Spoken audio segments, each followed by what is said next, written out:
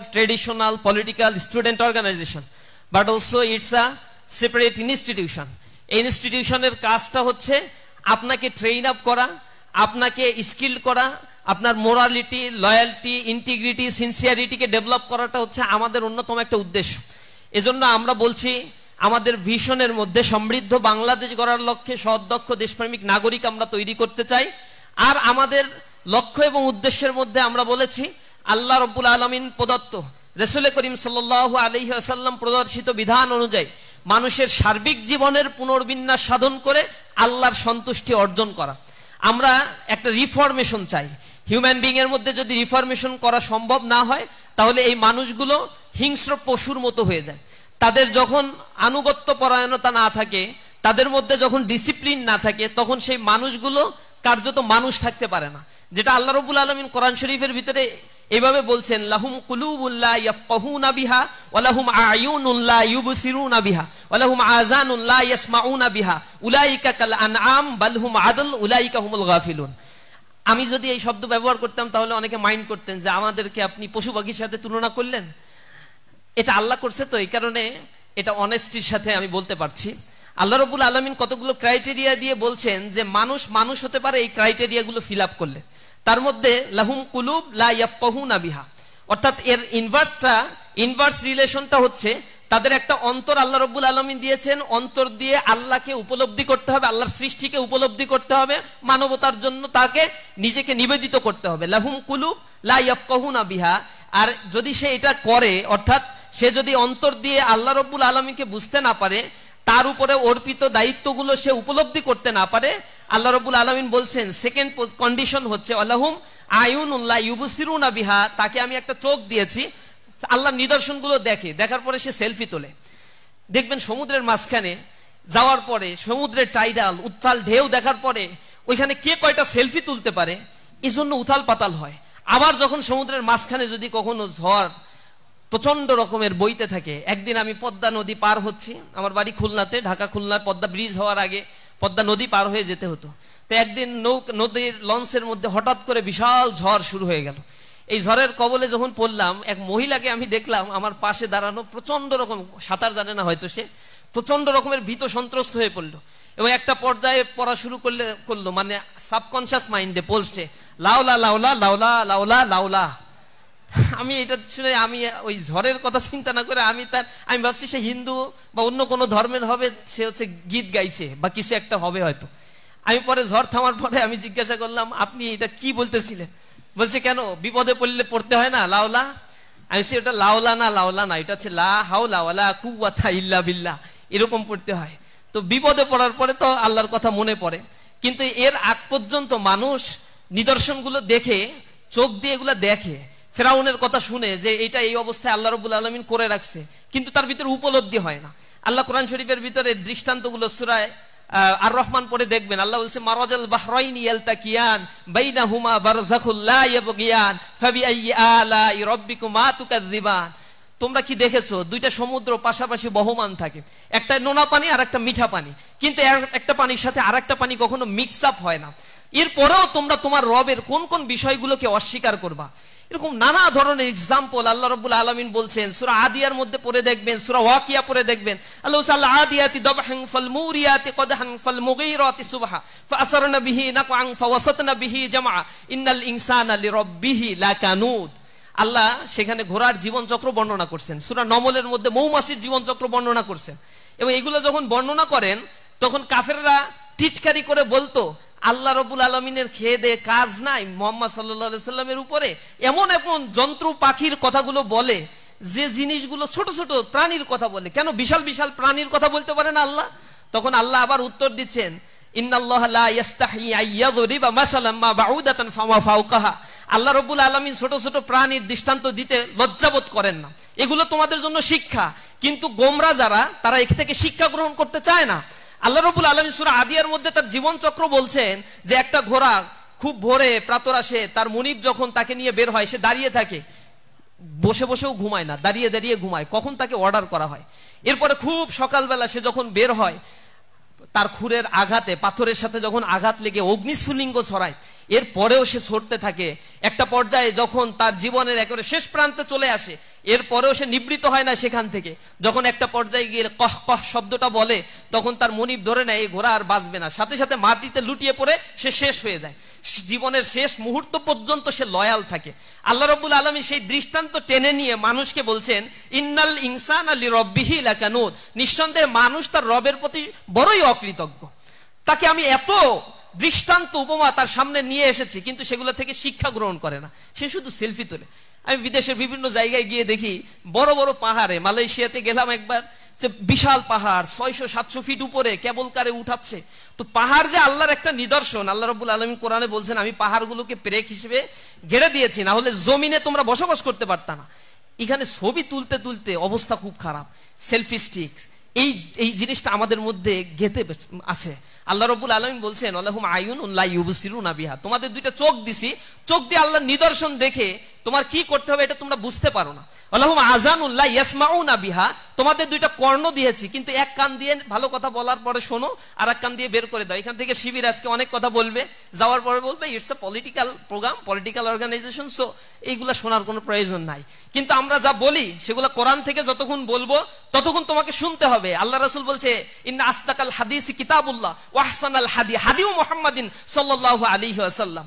যখন কোরআন থেকে কথা বলা হয়, এটা আল্লাহ রাসূল বলছে সবচেয়ে সত্য কথা এটা। আর আমি মুহাম্মদ সাল্লাল্লাহু আলাইহি ওয়াসাল্লামের কথা যখন বলা হবে, এর চাইতে উত্তম কথা আর হইতে পারে না। সুতরাং এই কথা দিয়ে যতক্ষণ পর্যন্ত তোমাদেরকে নিদর্শন বলে বলে বুঝানো হবে, ততক্ষণ পর্যন্ত এটাকে তোমরা যদি পলিটিসাইজ করতে চাও বলতে পারো। ইসলাম পলিটিক্সের বাইরের কিছু না। ইসলাম রাষ্ট্র ক্ষমতার কথা বলে, ইসলাম হোল সোসাইটি দখলের কথা বলে, ইসলাম বলে তার নর্মস এবং ভ্যালুসকে এস্টাবলিশ করছে একেবারে রাষ্ট্র পর্যায় পর্যন্ত।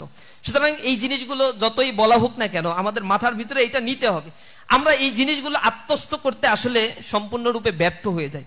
আমাদের অন্তর আছে, এটা উপলব্ধি করতে পারি না। আল্লাহ রাব্বুল আলামিন বলছেন, উলাইকা কাল আনআম, এরা হচ্ছে চতুষ্পদ জন্তু জানোয়ারের মতো, বালহুম আদল, বরং কিছু কিছু ক্ষেত্রে যখন তারা এইগুলা মানতে চায় না, এর চাইতেও তারা নিকৃষ্ট হয়ে পড়ে। উলাইকা হুমুল গাফিলুন, এরা হচ্ছে নিজেদের থেকে নিজেরা উদাসীন হয়ে পড়ছে। এটা মানুষের জন্য বলা হয়েছে, বাংলাদেশের মানুষের জন্য না, বা পার্টিকুলারলি চিটাগাং ইউনিভার্সিটির জন্য এটা বলা হয় নাই। এটা আল্লাহ রাব্বুল আলামিন সব ম্যানকাইন্ডকে ইনভাইট করে বলেছেন যে হ্যাঁ, তোমরা এই ক্রাইটেরিয়া ফিল আপ না করলে তোমরা কিন্তু গোমরাহির মধ্যে আসো।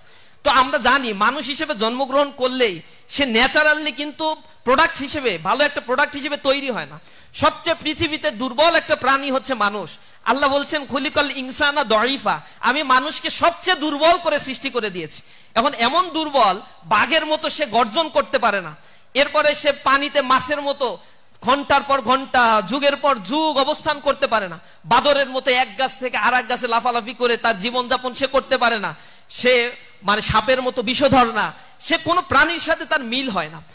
অথচ সব প্রাণী তার অনুগত্য, বিমা ইয়ানফাউ বিহান নাস, তার অধীনস্থ আল্লাহ রাব্বুল আলামিন করে দিয়েছে। কিন্তু এই মানুষটাকে আল্লাহ রাব্বুল আলামিন যে সৃষ্টি করে আশরাফুল মাখলুকাত করে দিলেন, অথচ তিনি হচ্ছেন সবচেয়ে দুর্বল প্রকৃতির। একটা সামান্য মশা তার মৃত্যুর কারণ হয়, একটা ভাইরাস যা সে কখনোই চোখে দেখে না, অথচ সেই করোনা ভাইরাস যা দেখতে মাইক্রোস্কোপ যন্ত্রের প্রয়োজন হয়, সেই করোনা ভাইরাসের কারণে কোটি কোটি মানুষ মৃত্যুবরণ করে। এত দুর্বল একটা ক্রাইটেরিয়া দিয়ে এই মানুষকে আল্লাহ রাব্বুল আলামিন তৈরি করে দিয়েছে। কিন্তু মানুষ মানুষ হয়ে উঠতে পারে না। এই মানুষকে আবার তৈরি করার জন্য দুনিয়াতে স্কুল লাগে, কলেজ লাগে। এই মানুষটার হাঁটার জন্য 2.5 বছর সময় ব্যয় করতে হয় তার পরিবারের। একটা গরু ছাগলের জন্য এত সময় ব্যয় করতে হয় না। দেখেন, একটা ছাগল তার মায়ের পেট থেকে বের হওয়ার পরে 2টা লাফ দেবে, এরপরে সে হাঁটা শুরু করে দিবে। ও কারো প্রতি তোয়াক্কা করে না। কে তাকে শিখাবে, বাবা একটু হাঁটো হাঁটো, এরকম বলে তাকে হাঁটাও শেখানোর দরকার হয় না। প্রাণীগুলো জন্মগ্রহণ করছে, তার কোনো হাইজিন মেনটেন করতে হচ্ছে না, কিছু নাই, এমনি চলছে পৃথিবীর সবকিছু। তার জন্য কোনো হসপিটাল নাই। আমাজন বনে কত প্রাণী আছে, সে জন্মগ্রহণ করে বংশ বিস্তার করছে, অথচ তার জন্য কোনো হসপিটালাইজ সিস্টেম করার কোনো প্রয়োজন হয় না।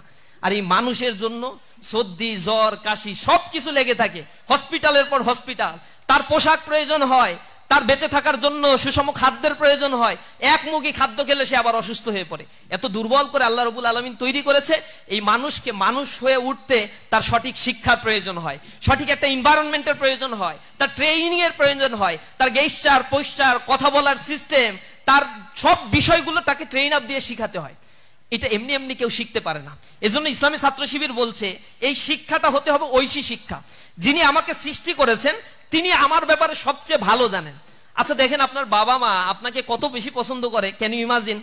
আপনার মা, আপনি যখন অসুস্থ হন, আমার মা, আমি যখন অসুস্থ হই, সামান্য জ্বর হইলো, রাত 2টা-3টার সময় ফোন দিয়ে, বাবা খাইছো কিনা, ঘুমাইছো কিনা, তুমি কি করতেছো, মাথা ব্যথা করছে কিনা, ওষুধ খাইছো কিনা, ডাক্তারের কাছে গেছো কিনা, পাশে কে আছে তাকে একটু ফোন দাও। হায় রে আল্লাহ, পৃথিবীতে মনে হয় আর কি অসুস্থ হয় না, কিন্তু মায়ের ঘুম তো নাই, মাঝে মাঝে আমার ঘুমটাও নষ্ট করে দেয়, 1টা-2টায় ফোন দিলে ঘুম থাকে। কিন্তু দূরে থাকলে তার একটা অন্যরকম একটা বিষয়, হয়তো সারা রাত কাঁদছে, হয়তো যায় নামাজে বসে আছে, হয়তো চোখের পানি ফেলছে। যতই বলি আমাকে দেখার অনেক লোক আছে আশেপাশে, সমস্যা নাই, ডাক্তার আছে, কোনো সমস্যা নাই, কিন্তু মায়ের মন এটা মানে না। তো যে মা আমাকে সৃষ্টি করে নাই, আমাকে শুধু জন্ম দিয়েছে, পেটের মধ্যে রাখছে, আল্লাহ রাব্বুল আলামিন ওই পেটের মধ্যে সব মেকানিজম করে আপনাকে তৈরি করেছে। কোথা থেকে তৈরি করেছে? মিন নুতফাতিন আমশাজ, ছোট্ট একটা রক্ত, শুকনো রক্তবিন্দু থেকে, নাপাক রক্তবিন্দু, যা শরীর থেকে নির্গত হলে গোসল ফরজ হয়, এমন একটা শুকনো রক্তবিন্দু থেকে আপনাকে আল্লাহ রাব্বুল আলামিন সৃষ্টি করছে। এরপরে আল্লাহ রাব্বুল আলামিন বলছেন, একটা রক্ত, একটা পানি, সেখান থেকে আল্লাহ রাব্বুল আলামিন ফাকিসাউনাল ইযামা লাহমা, একটা গোশতের টুকরায় আল্লাহ রাব্বুল আলামিন পরিণত করেন, ওইটাকে আল্লাহ রাব্বুল আলামিন আবার হাড় বানান, হাড়ের উপরে আবার গোশত দিয়ে ঢেকে দেন, এটাকে আবার আকৃতি করে দেন, সুম্মা আনশানাহু খালকান আখর ফাতাবারাকাল্লাহু আহসানুল খালিকিন। কত চমৎকার সেই সত্তা, যিনি এত কারুকার্য করে এই সৃষ্টিটাকে তৈরি করে দিলেন। পেটের মধ্যে থাকতে আপনার খাবার কি? আপনার কোনো অ্যাসাইনমেন্ট লিখতে হয়, কোনো স্মারকলিপি লিখে আল্লাহর কাছে দাবি জানাইতে হয় যে আল্লাহ আমারে দয়া করে একটা চোখ দিও, টেরা বানায়ও না, আল্লাহ চুল ভালো করে দিও, কৃষক আলো যেন হয়। আল্লাহ রাব্বুল আলামিন নাভিটা যেখানে আছে ওই জায়গা থেকে একটু উপরে বা নিচে দিয়ে দিলে কেমন লাগে, একটু পরীক্ষা নিরীক্ষা করে দেখো তো। আল্লাহ কিডনি তো 2টা দিছো, আমার মনে হয় আরেকটা রিজার্ভে থাকলে ভালো হয়। এসব আবেদন করার কোনো স্কোপ আপনার আছে? আপনি আল্লাহর কাছে কিছুই বলেন না, কিছু আপনার মাও হয়তো বলে না এত কিছু, কিন্তু আল্লাহ রাব্বুল আলামিন আপনাকে সুস্থ শরীরে পেটের মধ্যে কি মেকানিজম দিয়ে তৈরি করে, এখানে কারো কোনো ক্ষমতা নাই। আপনার খাবার কি? রক্তের মাধ্যমে আপনার মা যা খায় সেগুলো প্রসেস করে নাভির মাধ্যমে আল্লাহ রাব্বুল আলামিন আপনাকে খাওয়াচ্ছে, এবং আপনাকে একটা সুঠামো দেহ তৈরি করে মায়ের পেটের মধ্যে সংরক্ষিত জায়গায় আল্লাহ রাব্বুল আলামিন সংরক্ষণ করে রাখছে, এবং ফেরেশতা দিয়ে আল্লাহ রাব্বুল আলামিন রক্ষণাবেক্ষণ করেন। কারণ রাতে যখন আপনার মা ঘুমায়, তখন উপর হয়ে ঘুমালে ওই সন্তান তো চাপ লেগে মারা যাওয়ার কথা, কিন্তু মারা তো যায় না। অথচ মানুষ যখন ঘুমায়, এটাকে বলা হয় একটা মৃত্যু। আপনারা একটা দোয়া পড়েন না যারা মুসলমান, ঘুমানোর সময় কি দোয়া পড়েন? আল্লাহুম্মা বিইসমিকা আমুতু ওয়া আহইয়া। আমুতু মানে আমি মরতে যাচ্ছি, আমাকে জীবিত করে দিও, মানে হচ্ছে মৃত্যু। ঘুমটা হচ্ছে খণ্ডকালীন একটা মৃত্যু। এই মৃত্যুবরণ করার পরে মানুষের হিতাহিত জ্ঞান থাকার কথা না। ওই মা যখন ঘুমায়, উপর হয়ে ঘুমালে সেই সন্তান তো চাপা লেগে মারা যাওয়ার কথা। তার রক্ষণাবেক্ষণের দায়িত্ব কে পালন করে থাকে? আল্লাহ রাব্বুল আলামিন বলছেন এই দায়িত্বটা তো আমি পালন করি। এরপরে যখন তুমি দুনিয়াতে আসো, তোমারে যদি ঠেসে এরপরে বলা হইতো যে পেটের মধ্যে এতক্ষণ ছিলি, রক্ত খাইছিস, এখনো রক্ত খাবি তুই, ও বাঁচবে কোনোদিন? ওকে দুনিয়ায় আসার পরে কত চমৎকার করে গড়ে তুলতে হয়। আল্লাহ রাব্বুল আলামিন সেই মানুষকে খোঁটা দিয়ে বলছেন, হাল আতা আলাল ইনসানি হিনুম মিনাদ দাহরি লাম ইয়াকুন শাইআম মাযকুরা। মানুষের জন্য কি কখনোই কোনো সময় এমন ছিল না যখন এই দুনিয়াতে মানুষ আলোচনার কোনো বিষয়বস্তুই ছিল না? তুমি পৃথিবীতে আসার আগে তোমার নাম আব্দুর রহিম, আব্দুল করিম, আব্দুল সালাম হবে, এটা কে চিন্তা করছে? তুমি দুনিয়াতে আসছো, এর পরেই না তোমাকে নিয়ে ভাবা শুরু হয়েছে এই পৃথিবীর মানুষদের যে তোমার একটা নাম রাখতে হবে, তোমার একটা বসবাসের জায়গা লাগবে, তুমি বড় হলে তোমার জন্য একটা বন্দোবস্ত করতে হবে। আবার তুমি পৃথিবী থেকে চলে যাবা, চলে যাওয়ার পরে 2 প্রজন্ম পাস্ট হয়ে গেলে তোমার কথাও এই পৃথিবী আর কোনোদিন স্মরণ রাখবে না। এরকম কোটি কোটি মানুষ পৃথিবী থেকে বিদায় নিয়ে চলে গিয়েছে। সুতরাং তুমি পৃথিবীতে কেন এসেছো, কেনই তোমাকে এত সম্মানিত করে পৃথিবীতে সৃষ্টি করা হলো, এই দার্শনিক ভিত্তিটা যদি না বুঝতে পারেন, তখন বুঝবেন, তখন বলবেন eat, drink and be merry. The only purpose of human being is to eat, drink and be merry. খাও দাও ফুর্তি করো, পরের দিন বাঁচবা কিনা বলতে পারো? এরকম চিৎকার যারা করে, তাদের দুনিয়াতে তো চুরি করুক, বাটপারি করুক, মানুষের সম্পদ মেরে খা, আর সম্পদের পাহাড় করুক, তাদের কি যায় আসে? তারা আনইথিক্যাল অ্যাক্টিভিজম করবেই, তারা ফ্রি সেক্স লিভিং টুগেদারকে প্রমোট করবে, তারা ফ্যামিলি বন্ডিং গুলোকে ভেঙে সারখার করে দিবে, তারা পাশবিক জীবনযাপন করবে। This is so much natural system, এগুলো তারা করে থাকে। সুতরাং এই জায়গায় আসল নলেজটা আসলে কোথা থেকে আসছে? তোমার রব তোমাকে কত ভালোবাসেন, যিনি এত চমৎকার ভাবে তোমাকে সৃষ্টি করে দিলেন, আর যিনি সৃষ্টি করেছেন তিনি তোমার জন্য কোন আইনটা সবচেয়ে কল্যাণকর সে সবচেয়ে ভালো বুঝবে। তোমার মা যেমন তোমাকে শুধু পেটে রাখার কারণে এত মায়া মহব্বত করে, আর যিনি সৃষ্টি করে ফেলছেন তিনি কতটা ভালোবাসবেন তোমাকে। সুতরাং তিনি তোমার জন্য একটা আইন করে দিয়েছেন, তার আইনই সবচেয়ে ভালো আইন মানুষ যা তৈরি করে তার সুবিধার জন্য। আওয়ামী আমলে যে আইন করছে শুধু আওয়ামী পুনর্বাসনের জন্য, আবার সামনে যে আইন হবে মানুষ তৈরি যে আইনগুলো করবে এগুলো তাদের সুবিধার জন্য। এর আগে যারা আইন তৈরি করছে নিজেদের সুবিধার জন্য, ম্যাস পিপলের সুবিধার জন্য মানুষ আইন করে খুবই কম। মানুষ তার নিজের স্বার্থগুলোকেই সামনে দেখে। তো আসলেই আমার জীবন দর্শনটাই, ফিলোসফিটা কিভাবে চলবে এই জিনিসটা আমাকে জানতে হয়। জানার জন্য ইনস্টিটিউশনাল ফরমেশন প্রয়োজন। কিন্তু দুর্ভাগ্য আমার দেশের একাডেমিক আর ইনস্টিটিউশনাল সিস্টেমগুলো শুধু মানুষ তৈরি করেছে, মানবতা বা মানবিক গুণ সম্পন্ন মানুষ তৈরি করতে তারা সম্পূর্ণ ব্যর্থ হয়েছে। এই কারণে তারা দুর্নীতি করে, স্বজনপ্রীতি করে, নেপোটিজম, মানে মানুষের অর্থ সম্পদ লোপাট করে বিদেশে সেকেন্ড হোম তৈরি করে, নিজেরা ভালো থাকার জন্য যা ইচ্ছা তাই করে, আর একজন মানুষকে হত্যা, সাজাতিকে হত্যা করতে তারা দ্বিধা সংকোচ করে না। সুতরাং এই জায়গা থেকে আমাদের একটা আত্মিক রিফরমেশন দরকার। ইসলামী ছাত্র শিবির বলছে তোমাকে কোরআন এবং সুন্নাহের আলোকে তোমাকে রিফরমেশন করতে হবে নিজেকে। আর এই রিফরমেশন করার প্রজেক্টটাই হচ্ছে ইসলামী ছাত্র শিবির চালায়। এটাই হচ্ছে আমাদের মূল লক্ষ্য এবং উদ্দেশ্য। আর এটা আমরা এ কারণে করি না যে এটা করার পরে অনেক টাকার মালিক হব, আপনারা এই সংগঠনে আসলে চাঁদা দিবেন, সেটা দিয়ে অনেক আমাদের ওই গাড়ি বাড়ি এগুলো হয়ে যাবে। এখানে ফার্স্ট ক্রাইটেরিয়া হচ্ছে টাকা সবার বেশি বা সবার আগে দিতে হয় যিনি যে শাখার সভাপতি, তার পকেট থেকে আগে বাইতুল মালের টাকা বা আমাদের সংগঠনে টাকাটা আগে দিতে হবে। এরপরে যারা উপরের দিকে পদে আসে দ্বিতীয় পর্যায়ে তাদের কাছ থেকে আগে টাকা নেওয়া হয়। এটা বাধ্যতামূলক অনেকটা। তুমি যদি অর্থ স্যাক্রিফাইস না করতে পারো, আল্লাহ রাব্বুল আলামিন বলছে আল্লাযীনা ইউনফিকুনা ফিস সাররাই ওয়াজ যাররাই ওয়াল কাযিমিনাল গায়জ ওয়াল আফিনা আনিন নাস। আল্লাহ রাব্বুল আলামিন বলছেন সচ্ছল থাকো অসচ্ছল থাকো, দান করতে হবে। এই টাকাগুলোর সুষ্ঠু তদারকি হয়। এমন না যে টাকা কিছু পাইলাম, কিছু ডান পকেটে কিছু বা পকেটে ঢুকাই দিলাম, নেতা আমি যা ইচ্ছা তাই করতে পারবো। এখানে এই সুযোগটা নাই। নেতাকে আবার অডিটের মুখোমুখি হইতে হয়, মাস শেষে রিপোর্ট পেশ করতে হয়, কয় টাকা কে দিল, কোথায় কি খরচ করলা। এই যে প্রোগ্রাম করা হচ্ছে, যা খরচ হচ্ছে 2 দিন পরে, আজকেই মনে হয় বিকালে আবার মিটিং করে ওইটা বুঝাই দিতে হবে কয় টাকা খরচ হইলো, কোত্থেকে আয় হইলো, কোত্থেকে ব্যয় হয়েছে, কত কি আছে আর কত কি লাগবে। যদি লাগে তাহলে ভাগ করে নাও সবাই, আর যদি না লাগে তাহলে ঠিক আছে আলহামদুলিল্লাহ, উদ্বৃত্ত আছে, পরের প্রোগ্রামটা ভালো করে করব। এগুলো আমাদের সংগঠনের বেসিক সিস্টেম, এভাবেই আমাদের অর্থায়নগুলো হয়ে থাকে। তো আলহামদুলিল্লাহ ইসলামী ছাত্র শিবির করতে গেলে বেসিক ক্রাইটেরিয়া, আপনাকে কিছু মানে ভালো মানুষ হতে হবে, একটু লেখাপড়া করতে হবে, ইসলাম সম্বন্ধে জানতে হবে। এইগুলা ফিল আপ করলে ইসলামী ছাত্র শিবির করা যায়, এটা খুব কঠিন কিছু না। আরেক ভাই প্রশ্ন করছেন যে কেউ একজন কেন বাংলাদেশ ইসলামী ছাত্র শিবিরে যোগদান করবে। এটা আমি মনে হয় অনেক কিছুই বলে ফেলছি। আমার ছাত্র শিবিরে যোগদান করতে আমরা কখনো বলি না। ইসলামী ছাত্র শিবিরে এত মানে এমন কোন সংগঠন ইসলামী ছাত্র শিবির না যার প্রচুর পরিমাণে লোক দরকার, এ কারণে সে সবাইকে তার দলে যোগদান করাবে। ইসলামী ছাত্র শিবিরের মূল জায়গাটা হচ্ছে ইসলামী ছাত্র শিবির আদর্শের কথা বলে এবং ইসলামের কথা বলে।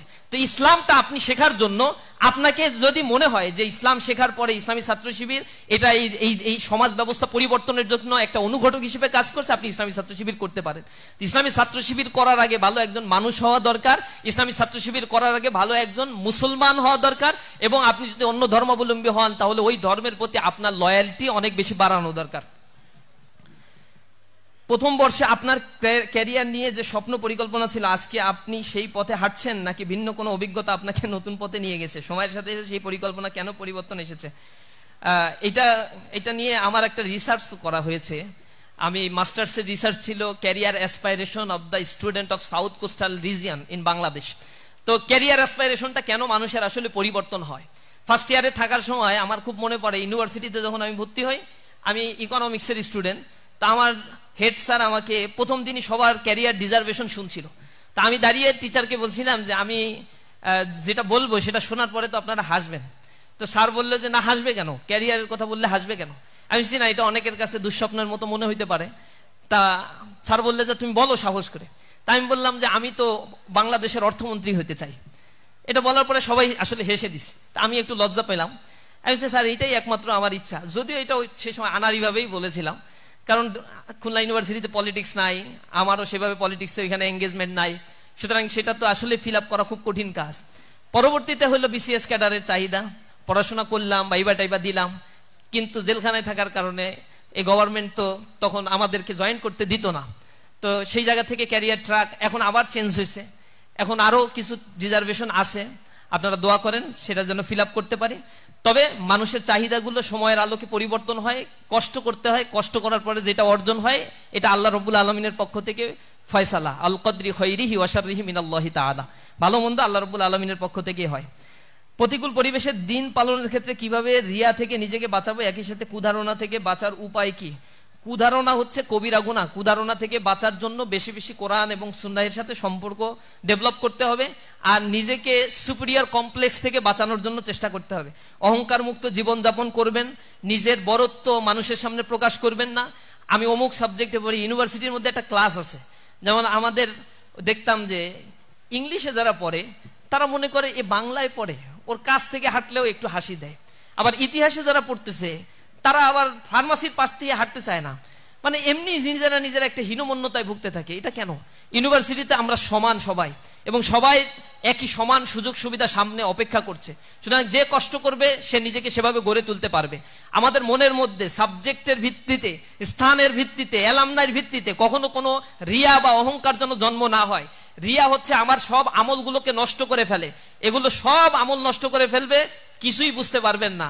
কিয়ামতের ময়দানে আল্লাহ রাব্বুল আলামিন সেদিন আপনাদেরকে অপদস্থ করবে। আল্লাহ রাসূল বলছেন অহংকার আমার চাদর। আল্লাহ রাসূল বলছে মানে অহংকার হচ্ছে আল্লাহ রাব্বুল আলামিনের চাদর। এটা নিয়ে টানাটানি করলে আল্লাহ রাব্বুল আলামিন তার উপরে ক্রোধ হয়, রাগান্বিত হন, এটা অপমান করা হয় আল্লাহ রাব্বুল আলামিনকে। সুতরাং অহংকার থেকে আমাদের বিরত থাকতে হবে।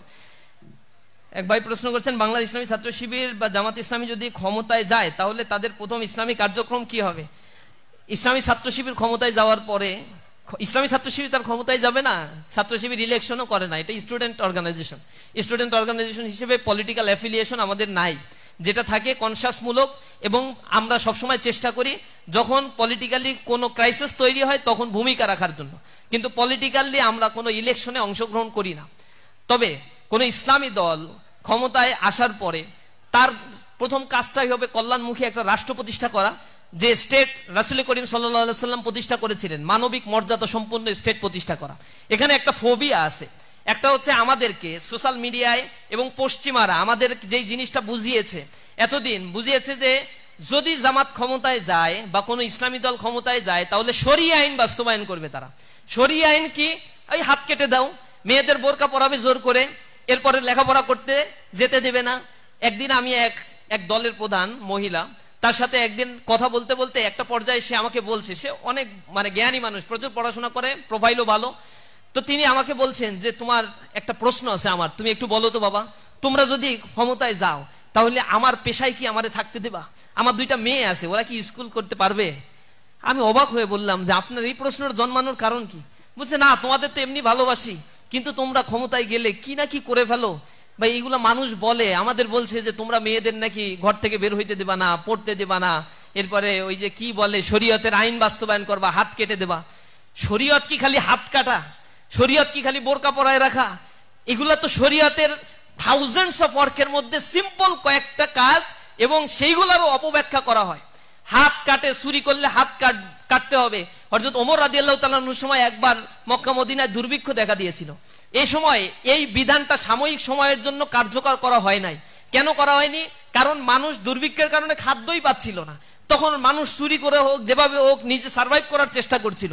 এই সময় ওমর রাদিয়াল্লাহু তাআলা আনহুর কাছে অত্যাধিক চুরির কেস যখন আসছিল, ওমর রাদিয়াল্লাহু তাআলা আনহু বলেছেন যে না, যতক্ষণ না পর্যন্ত সবার মুখে আমি খাদ্য পৌঁছে দিতে পারি ততক্ষণ না পর্যন্ত এই বিধান কার্যকর করা আমার জন্য শোভনীয় নয়। ইসলাম এরকম রিল্যাক্স, ফ্লেক্সিবল।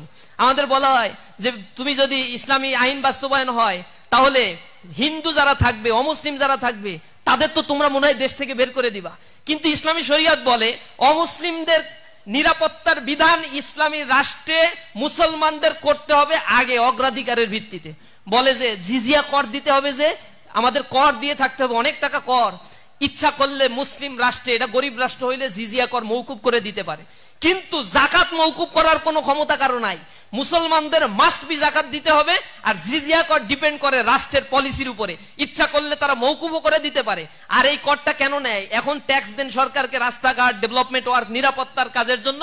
ঠিক অমুসলিমদের কাছ থেকে জিজিয়া কর নেওয়া হবে তাদের নিরাপত্তা, তাদের সেফটি সিকিউরিটি, তাদের ফুড সিকিউরিটি, তাদের কালচারাল সিকিউরিটি সবকিছু দেওয়ার জন্য এই জিজিয়া করটা ইসলাম নেওয়া হবে, ইসলাম নেয়। তো এইগুলা খুবই নর্মাল বিষয়, কিন্তু এইখানে শরীয়তের আইন বলতে বুঝায় বোরকা পরে থাকা, এরকম কয়েকটা জিনিস। কিন্তু শরীয়তের থাউজেন্ডস অফ রুলস আছে। শরীয়ত বলতে আমরা যেটা বুঝি, ইসলামী শরীয়ত, ইসলামিক ল, ইসলামিক যে সিভিল ল, ক্রিমিনাল ল, এই জিনিসগুলো একেবারে ডিফাইন করে দেয়া আছে। ইসলামী শরীয়ত বলে জাস্টিসের কথা। ইসলামী শরীয়ত যদি বাস্তবায়ন হয় তাহলে ওজনে কম দিতে পারবা না, এটা হচ্ছে শরীয়ত। আল্লাহ রাব্বুল আলামিন বলছেন ওয়াইলুল লিল মুতাফফিফিন, দুর্ভোগ বা হচ্ছে ক্ষতি হচ্ছে তাদের জন্য যারা ওজনে কম দেয়। যখন নিজেরা ওজন করে নেয় তখন বেশি নেয়, আর যখন আরেকজনকে দেয় তখন কম করে দেয়। যারা এরকম করবে ইসলামী রাষ্ট্রে তাদেরকে অবাঞ্ছিত ঘোষণা করা হবে। এটা হচ্ছে নাগরিক অধিকার ফিরিয়ে দেয়া। ইসলামী রাষ্ট্রের শরীয়ত আইন বলতে বোঝায় জাকাত ভিত্তিক অর্থ ব্যবস্থা। এই জাকাত ভিত্তিক অর্থ ব্যবস্থা রিসার্চ করে দেখা গিয়েছে যদি একটা রাষ্ট্রে ইমপ্লিমেন্টেশন করা যায়, অল্প সময়ের মধ্যে একটা রাষ্ট্র থেকে দারিদ্রতা বিমোচন করা সম্ভব। যেমনি ওমর রাদিয়াল্লাহু তাআলা আনহুর সময় জাকাত ভিত্তিক অর্থ ব্যবস্থা থাকার কারণে এক ব্যক্তি, ঘটনা হচ্ছে তিনি বস্তা ভরে দিনার নিয়ে হেঁটে বেড়াচ্ছেন, খুঁজতেছেন জাকাতের টাকা দিবেন কাকে দিবেন, খুঁজে পাচ্ছেন না। একটা পর্যায়ে এক লোককে পাইলো, উস্কো শুষ্ক চেহারা এবং একটা বস্তা নিয়ে ঘুরে বেড়াচ্ছে। এরপরে সে জিজ্ঞাসা করলো যে বাবা তোমারেও তো খুঁজতেছি আমি, জাকাতের টাকা আমার অনেক রয়েছে, এটা দেয়ার লোক নাই, তুমি এগুলা নিয়ে আমাকে মাফ করো। ওই লোকটা বলছে এই তোমার এটার মধ্যে কয় টাকা আছে? তুমি কি জানো আমার এই বস্তার মধ্যে ঠিক এরকম পরিমাণ টাকা নিয়ে ঘুরতেছি, জাকাত দেওয়ার মতো লোক খুঁজে পাচ্ছি না আমি। রাষ্ট্রীয় কোষাগার খুলে রাখছে যে জাকাতের অর্থ যার প্রয়োজন এখানে এসে তোমরা চাহিদা দিয়ে নিয়ে নিতে পারো, কিন্তু জাকাতের অর্থ নেওয়ার মতো লোক নাই। ওমর রাদিয়াল্লাহু তাআলা আনহুর খেলাফতের সময় এই ঘটনা, তিনি বলেছেন যে ফোরাতের তীরে যদি একটা কুকুরও অভুক্ত অবস্থায় থাকে কিয়ামতের ময়দানে আমি ওমর সেদিন আল্লাহর কাছে দায়বদ্ধ থাকবো। ওমর রাদিয়াল্লাহু তাআলা আনহু রাজপ্রাসাদ করেন নাই, মসজিদে নববীতে শুয়ে শুয়ে জীবন কাটাতেন। এই হচ্ছে ইসলামী শরীয়ত। ইসলামী শরীয়ত যদি বাস্তবায়ন হয় 2.5% জাকাত প্রত্যেক ধর্নাঢ্য ব্যক্তি যার নিসাব পরিমাণ সম্পদ এটা বাধ্যতামূলক দিতে হবে। আর এই জাকাতের টাকা নিয়ে সেকেন্ড হোম বানাইতে পারবে? জাকাতের টাকা 8টা খাতে দিতে হবে। ইন্নামাস সাদাকাতু লিল ফুকারা ওয়াল মাসাকিন ওয়াল আমিলিনা আলাইহা ওয়া মুআল্লাফাতু কুলুব ওয়া ফির রিকাব ওয়াল গারিমিন ওয়া ফি সাবিলি ইবনিস সাবিল। এই 8 ক্রাইটেরিয়ার বাইরে জাকাতের টাকা দেয়া যাবে না। এর মধ্যে গরিব যারা, তারপরে হচ্ছে মুসাফির যারা, এরপরে অমুসলিম যারা, এরপরে মুসাফির যারা সফর করেছে, ঋণগ্রস্ত যারা, এই মানুষগুলোকে জাকাতের টাকা দিয়ে এমপাওয়ার্ড করতে হবে। আবার জাকাতের টাকা এইভাবে আমাদের দেশে যেগুলো দেয়, ধর্নাঢ্য ব্যক্তি অনেক শাড়ি আর হচ্ছে লুঙ্গি কিনছে, এরপরে বলে লাইন ধরো জাকাতের শাড়ি দেয়া হবে। জাকাতের শাড়ি মানে হচ্ছে এক ধোয়ায় রং উঠে যাবে, এরপরে মার থাকবে না, এটা হচ্ছে জাকাতের শাড়ি। ইসলামী রাষ্ট্র বলছে জাকাত এইভাবে দিতে হবে না। জাকাত একজন ব্যক্তিকে দেবা, গরিব থেকে সে স্বাবলম্বী হবে। একজন ব্যক্তিকে জাকাতের টাকা দিবা এবং এর প্রায়োরিটি হবে তোমার আত্মীয় স্বজন আগে, এরপরে আত্মীয় স্বজন, পাড়া প্রতিবেশী, এরপরে দূরবর্তী তুমি যাকে দাও। এই জাকাতের টাকা দিয়ে এক একজন মানুষকে সলভেন্ট করে দিবা। ইকোনমিক ভ্যালু, ইকোনমিক পাওয়ার জাকাতের এত বেশি, একটা রাষ্ট্র কাঠামোকে পরিবর্তন করে দেয়। সুদ যেভাবে একটা সমাজ ব্যবস্থাকে ধ্বংস করে দিয়েছে, পৃথিবীতে ক্যাপিটাল ইকোনমি আমরা দেখেছি, আমরা মিক্স ইকোনমি দেখেছি, এই পুঁজিবাদী অর্থ ব্যবস্থা আমাদেরকে ধ্বংস করে ছাড়ছে। আজকে আমি এখানে দাঁড়িয়ে বলছি বাংলাদেশের মাথাপিছু আয় 2882 মার্কিন ডলার, এটা শুভঙ্করের ফাঁকি। তুমি আমি 2882 মার্কিন ডলার ভোগ করতে পারি না। এই হিসাবটা কেমনে করা হয় জানো? তোমার কাছে আছে 1 লাখ টাকা, আমায় আছে হচ্ছে 10,000 টাকার মালিক, তো দুইজনের যোগ করা হইলো 1,10,000 টাকা, 2 দিয়ে ভাগ দেওয়া হইলো, আমাদের মাথাপিছু আয় 55,000 টাকা। তুমি চড়ো এসি গাড়িতে, আর আমার বেটা রিক্সায় চড়ার সময় হয় না, রিক্সায় চড়ার মতো মানে দিন পার করতে পারি না, আর আমাকে বলা হয় যে ঠিক আছে আমাদের মাথাপিছু আয় তো 56,000 টাকা। এই হচ্ছে শুভঙ্করের ফাঁকি। ইউনিভার্সিটিতে পড়ছো, তোমরা বুঝতে পারবা ইকোনমির মূল ইন্ডিকেটর হচ্ছে গিনি কোএফিসিয়েন্ট, ইনকাম ডিসপারশন মাপা হয়। আমাদের ইনকাম ডিসপারশন এত হাই তুমি কল্পনা করতে পারবা না। পৃথিবীর অনেক দেশে 140-50তম আমরা ইনকাম ডিসপারশনের ক্ষেত্রে, মানে এত বেশি। 5% মানুষের কাছে এই দেশের, এই রাষ্ট্রের 80% সম্পদ জিম্মি। ব্যানবেজ বলছে এই কথা, 80% সম্পদ জিম্মি হয়ে আছে। এক এসালম গ্রুপ এই চিটাগাঙেরই 12টা ব্যাংক লুটপাট করছে, মানুষের আমানত গুলো নিয়ে তার বউয়ের নামে, তার সন্তানের নামে, ছালার নামে, শালির নামে, সবার নামে এক একটা ইন্ডাস্ট্রি খুলে লোপাট করে হাজার হাজার কোটি টাকা বিদেশে পাচার করে ফেলছে। অথচ ব্যাংকে টাকা জমা দাও, তুমি দেখো কত শুভঙ্করের ফাঁকি দেয়। ব্যাংকে এক দফা আমি টাকা জমা দেই, আমার টাকা ডাকাতি করে, এটা তো আর চুরি না। আগে তো ডাকাতি করতে হচ্ছে বন্দুক নিয়ে যাওয়া লাগতো, এখন ডাকাতি করতে গেলে একটা ব্যাংক খুলে নিলে কাজ হয়ে যায়। ব্যাংক খুলে নিয়ে বসে আছে, সবাই টাকা জমা দেয়, এরপর লুটপাট করে নিয়ে চলে গেল।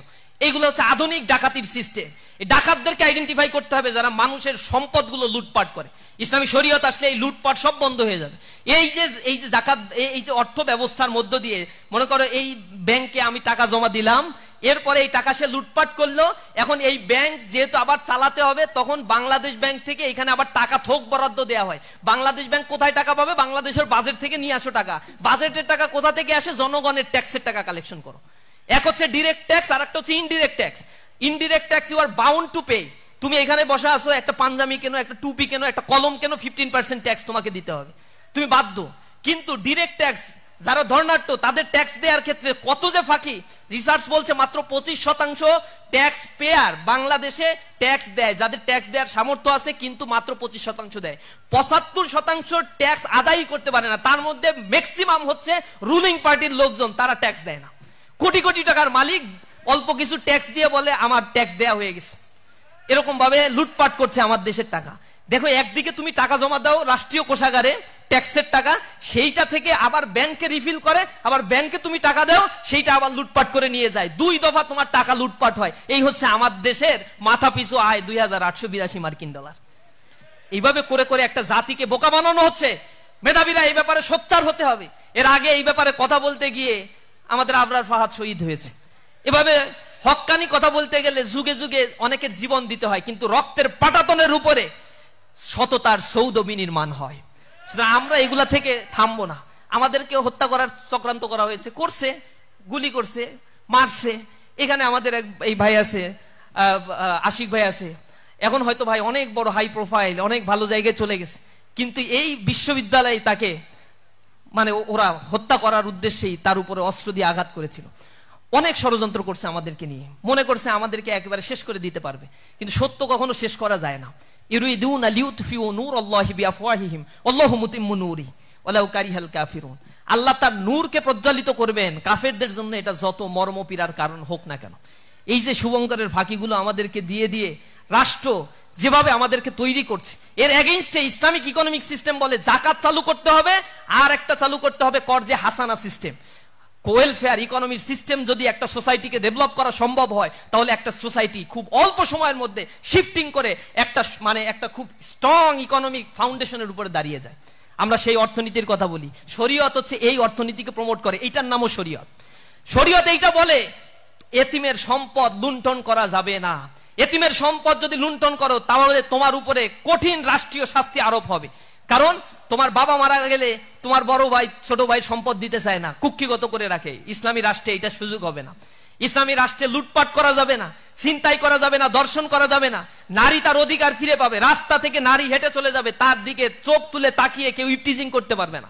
এটা হচ্ছে ইসলামী শরীয়ত।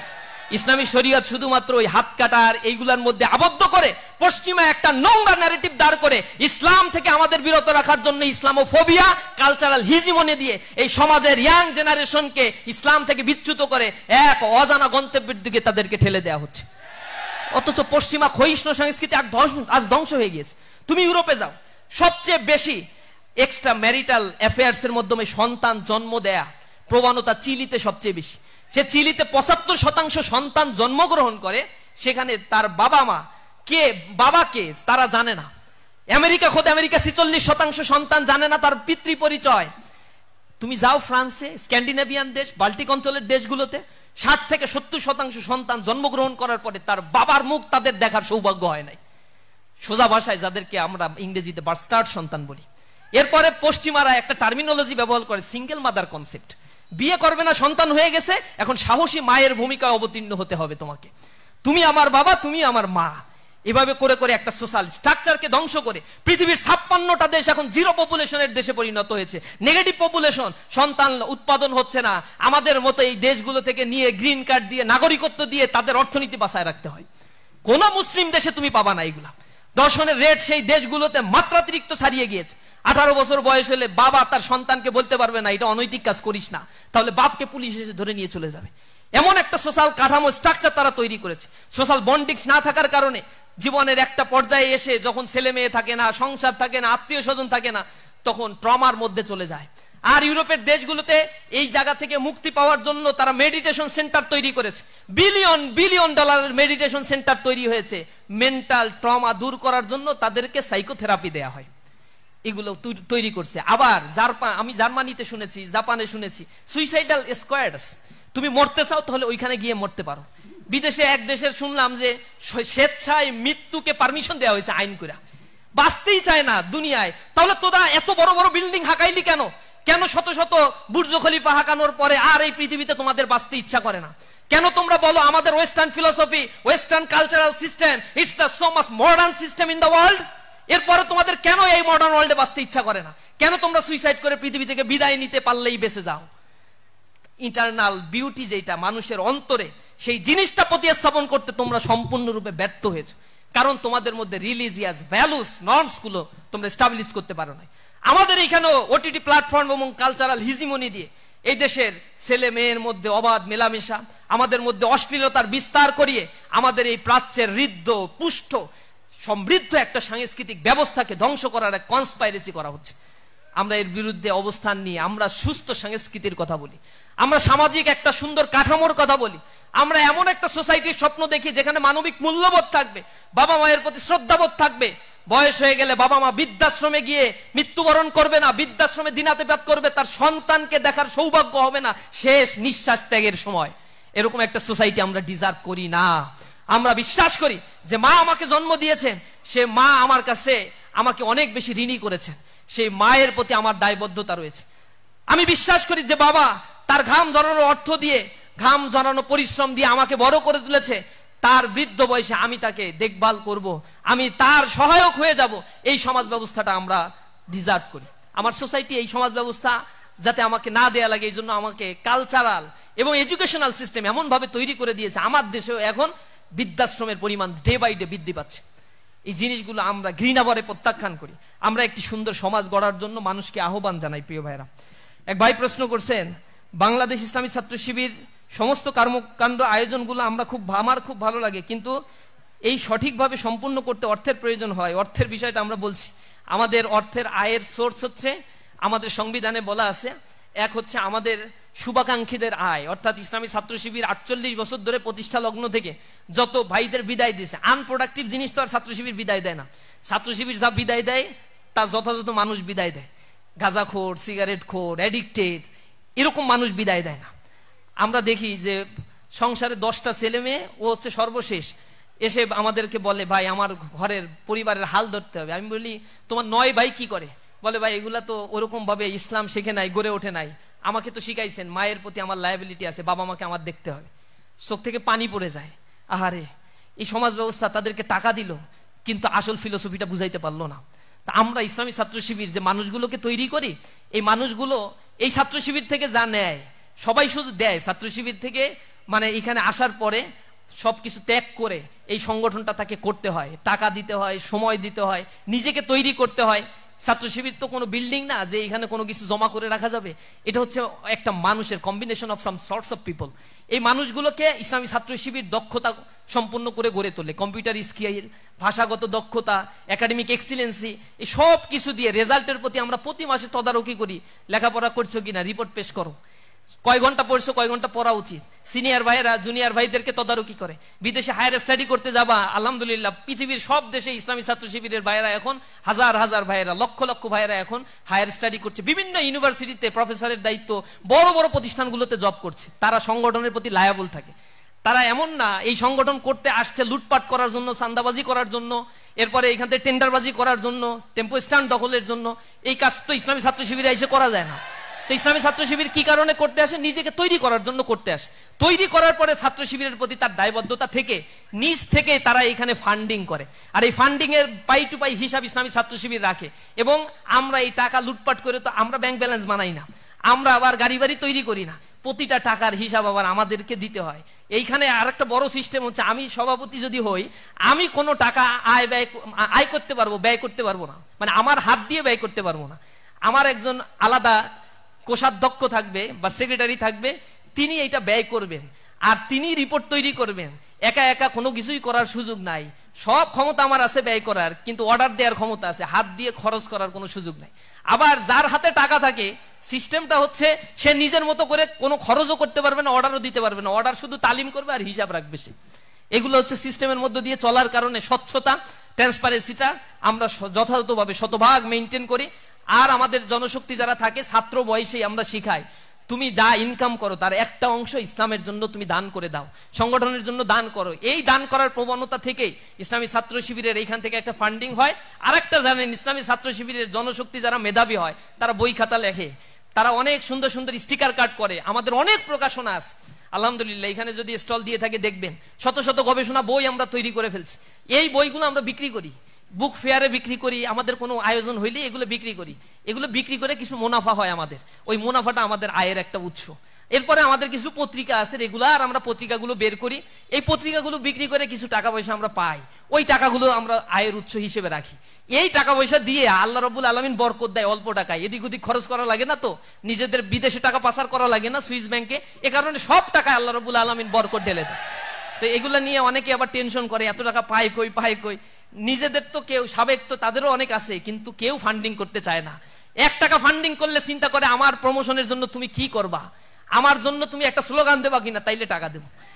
এই রাজনীতি ইসলামী ছাত্র শিবিরে চলে না। কোনো ভাইয়ের রাজনীতি, কোনো দাদার রাজনীতি, চাচার রাজনীতি ইসলামী ছাত্র শিবিরে চলে না। বিধায় এই সংগঠনটা এত পরিশীলিত এবং এটা থাকবে কিয়ামত পর্যন্ত ইনশাআল্লাহ।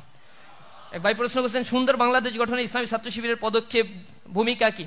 আমাদের স্লোগানটাই হচ্ছে সমৃদ্ধ সুন্দর একটি বাংলাদেশ গড়তে আমরা কতগুলো ক্রাইটেরিয়া ফলো করব, সৎ, দক্ষ আর দেশপ্রেমিক নাগরিক তৈরি করব। আমরা মনে করি যদি কারো ভিতরে সততা থাকে কিন্তু দক্ষতা না থাকে, এই সততা ভ্যালুলেস হয়ে যায়। সততা আছে কিন্তু ব্যবহার করার জায়গা নাই। আমরা দ্বিতীয়ত বলছি তোমার ভিতরে দক্ষতাও গড়ে তুলতে হবে। আর দক্ষতা আছে, সততা আছে, বিদেশে গিয়ে কাজ করতেছি, অনেক টাকার মালিক হয়ে যাচ্ছি। ইসলামী ছাত্র শিবির লাস্ট বলছে দেশপ্রেম তোমার ভিতরে থাকতে হবে। এ দেশ তোমার প্রতি অনেক টাকা খরচ করছে, তুমি ইউনিভার্সিটিতে পড়ো, তোমরা এখানে মাদ্রাসায় যারা পড়ছো, এভারেজে প্রতি বছর 10,000 টাকা করে গভর্নমেন্ট তোমার পিছনে খরচ করে।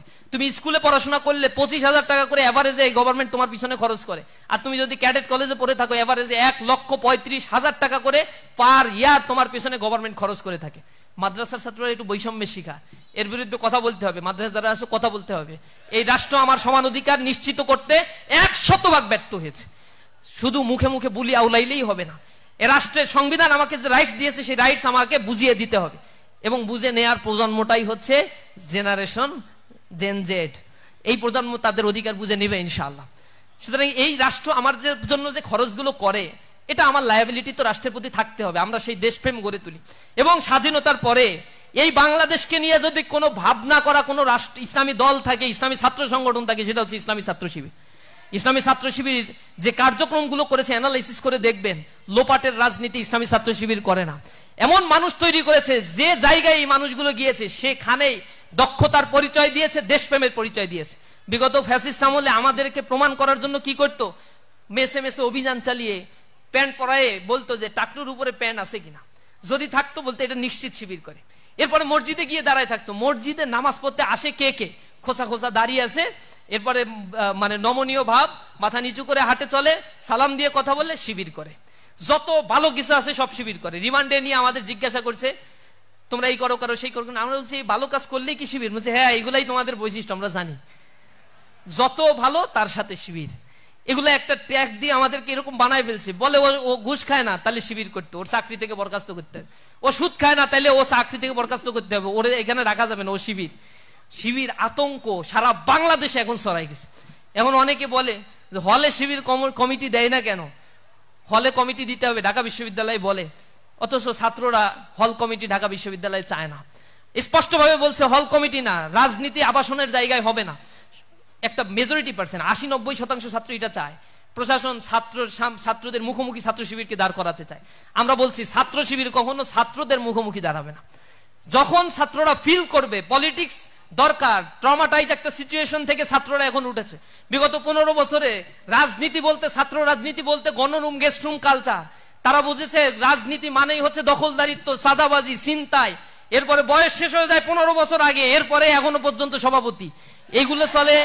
এগুলো বলছে তারা রাজনীতি। এই রাজনীতিকে তারা ঘৃণা ভরে প্রত্যাখ্যান করেছে। তারা প্রকাশ্য দিবালোকে জবাই করে করে মানুষকে হত্যা করছে। অমুসলিম সে বলতেছে আমি শিবির করি না, ও বলে তুই সংখ্যালঘু শিবির, এটা বলে তাকে নির্যাতন শুরু করে দিচ্ছে। কল্পনা করা যায়। এগুলো আপনারা দেখেন না বিগত সময়গুলোতে? এগুলো করে করে আমাদের থেকে মানুষকে আলাদা করার জন্য চেষ্টা করছে, কিন্তু তারা কি পারছে?